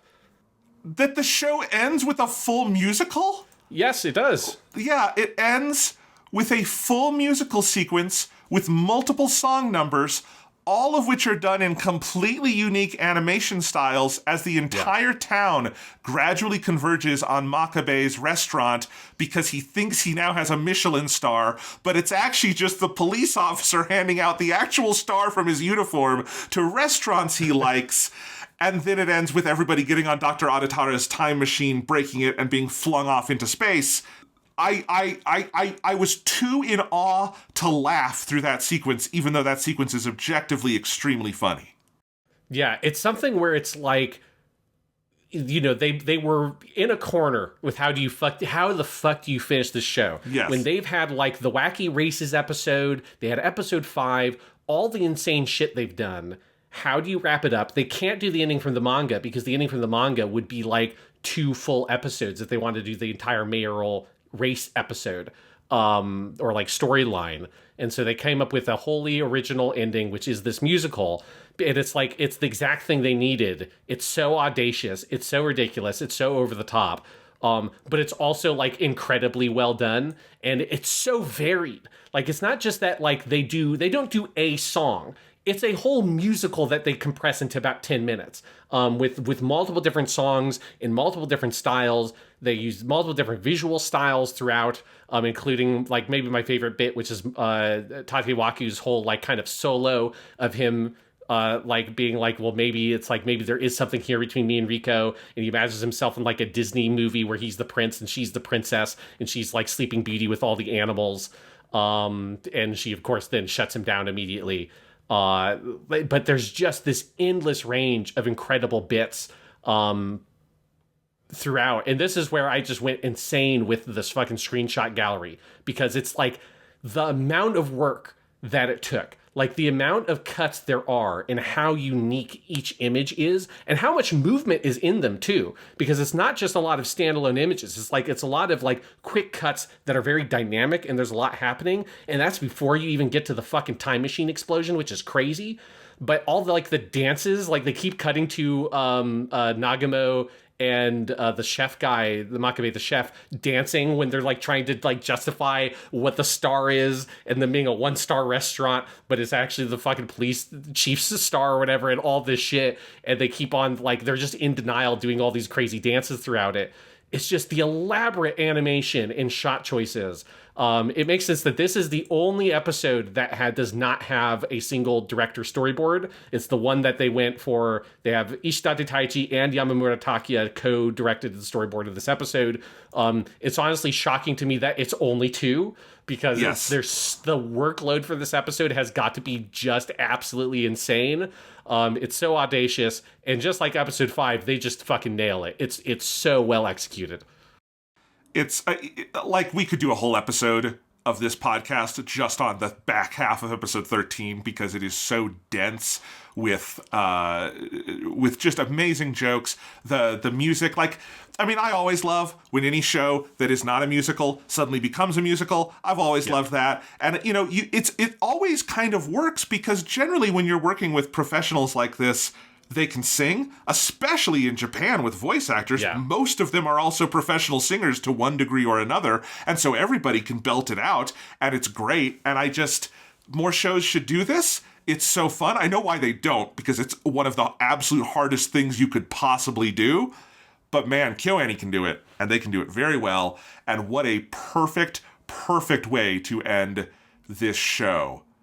Can I highlight a couple other little bits that I have in my notes?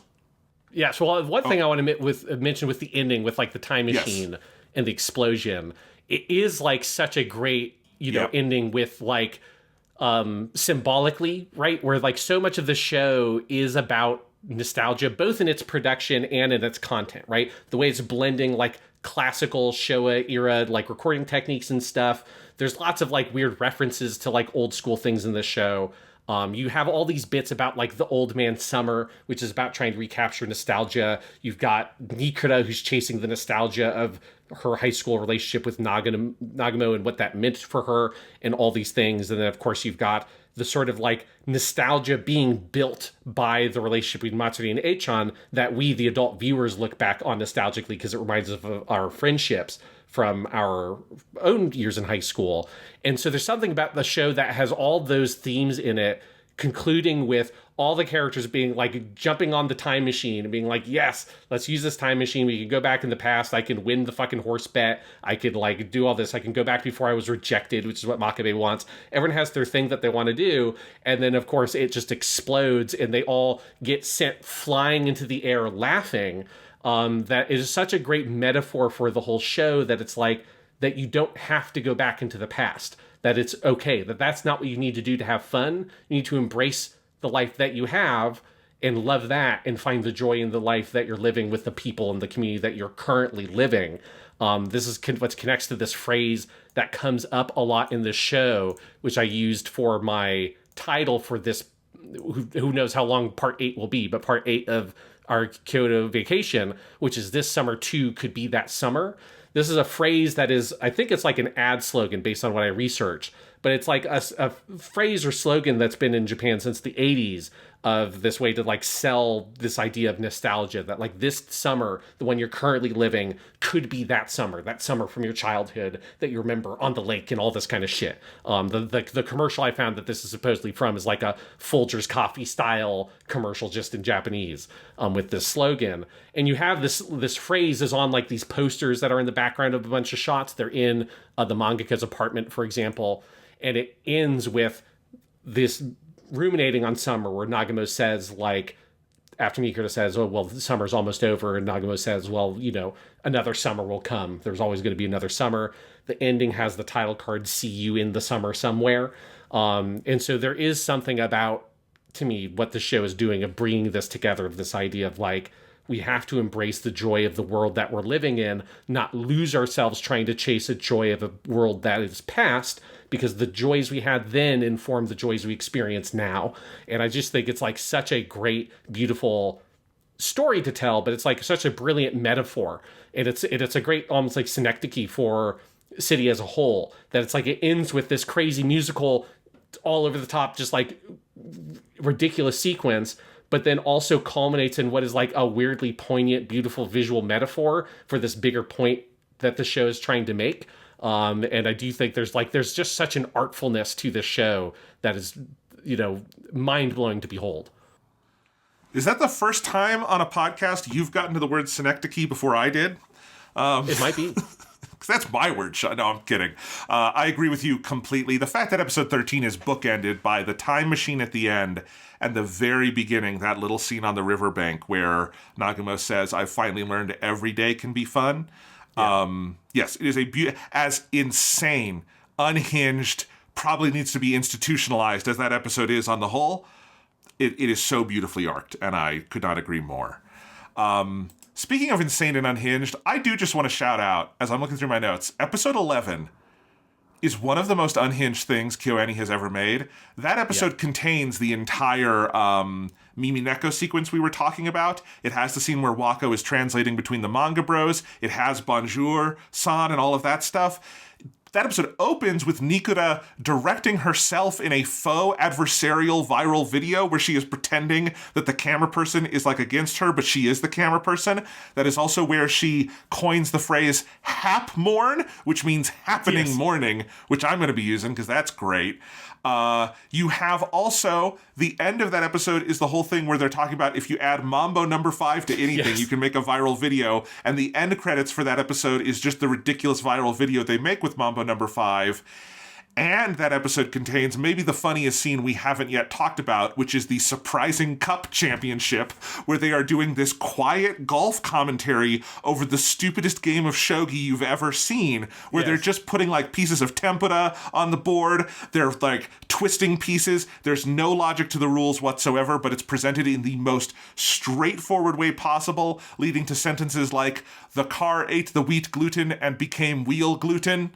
It's amazing. It's amazing. Well, yeah, and obviously in Japanese that line is like a specific pun that is happening there. But yes, well, because the rules for it that like it implied it's a bikuri shogi, and so it's like, and they have these heart monitors attached to the two players, and so it's like the way to win seemingly is to surprise the opponent as much as possible, which is so good. And I love you've got like the old master who's winning the game, and the best move is when he's moved all of his pieces out of that like middle row or whatever, and then he fucking pulls out an ebi fry and just puts it in the middle, and the commenters are like, oh, look at this, my god, it fits perfectly. Look at this. It just fits exactly in here. Now, normally, it would be something like this, and he pulls out, I think it's called a chika or whatever that like other piece of food is. It's like a big cylinder. It's like, normally it'd be like this. But you see, it would have these gaps at the edges, but no, the ebi fry, it fits perfectly in here. Let's see what the heart rate monitor says.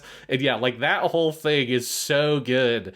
And highlights how like a difficulty I had with the cast list for this show, because we went through all like kind of like the main actors, but there are so many actors in the show that play these kinds of parts, like those announcers or like the people in the classroom that have to like shout or like shout whisper about like, Pacquiao, like, why would you let her cheat off yours? Like, don't you know that's wrong? It's like all this shit.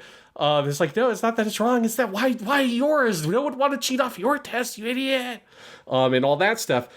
Like, those actors are also incredible, but it's just like, it was hard to credit them because I didn't know what to put, because it's like, there's like 5 or 6 actors in the show that play like a dozen different characters that are these different bits. And so I'm glad you highlighted that one, because it just should be noted that like everybody in the show is so funny. Even the people who are not like the mainline actors are like giving just as good and just as funny performances. And I think it just speaks to like the whole community of people working on the show. Everyone's at the top of their game, and you know, then Ishidate Taichi is like a director, and all the things he designed for the show is like elevated and brought everyone up to this like incredible level, or everyone's giving 110%, including in these just like incredibly weird, bizarre bits that just are committed to the nth degree, and it's incredible. Yeah, and I think that's probably a good place to start wrapping up, Sean, because I don't know, if we just start listing every favorite bit we have, we will never leave. This show, I'm in awe of it. I think we've both expressed that. I think this is KyoAni at the absolute top of their game. It is so like life-affirming to see that they are able to do this after the just, you know, horrible shit they went through as a studio, the people they lost. And you know, I think they've done very, very good work since the fire, no doubt about it. But I think there was also the question of, would they be able to get back to that level? And I think City is as definitive a yes as you're ever going to get. And a yes of the spirit of everyone who was lost is still in here, absolutely. The spirit of the institutional knowledge and the relentless desire for invention and for welcoming new talent. KyoAni is still going to KyoAni. And there's no better thing I could have to say in the year of our Lord 2025, I think. Oh, it's like, this is a show that we needed. I think a show that is like about joy, and the concept of joy is just very needed right now, for so many different reasons. But it definitely was like, I had just such a great time watching the show week to week, just as this sort of like bright spot on a Sunday to like this thing to work towards, because it always just is so surprising and so fun and so crazy, and just shows you that like the limits that we think exist in the world aren't really there, that like you can always go further. There's always something new. There's always something amazing that can be done. And you know, whether that's in, you know, there's like a whole political sphere in our personal lives that you can do that with. There's like the work stuff and like shit that goes on at work and all that like I know for both of us, this has been a very trying beginning of a work school year.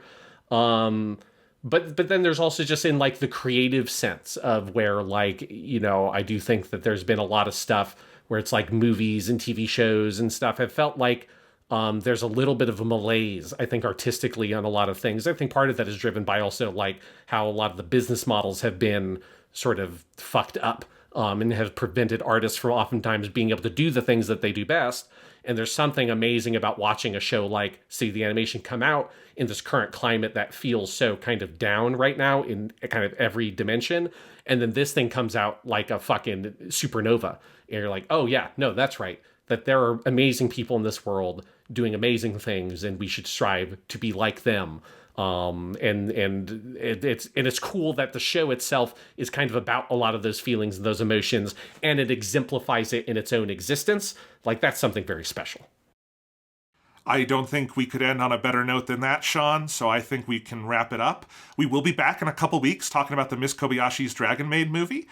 So we are not done with our return to Kyoto. We're gonna have to fly back to America, Sean. Yes. But we're gonna have to fly back to Kyoto very soon. So yeah, we'll fly to America to watch the American release of the movie, but then we'll fly back to Kyoto to actually record a podcast about it. It's how that will have to work. Look, we signed a deal that we could only record these podcasts in Kyoto. It's a crazy thing that we did, but we'll have that, and maybe in the next episode we can also share with you guys some details on how season 6 of Japanimation Station is coming along and when we might be premiering that, because we are hard at work on that. But for now, City is good, City is life, City is wonderful. Well, and we'll see you in the summer somewhere. Gonce. 君を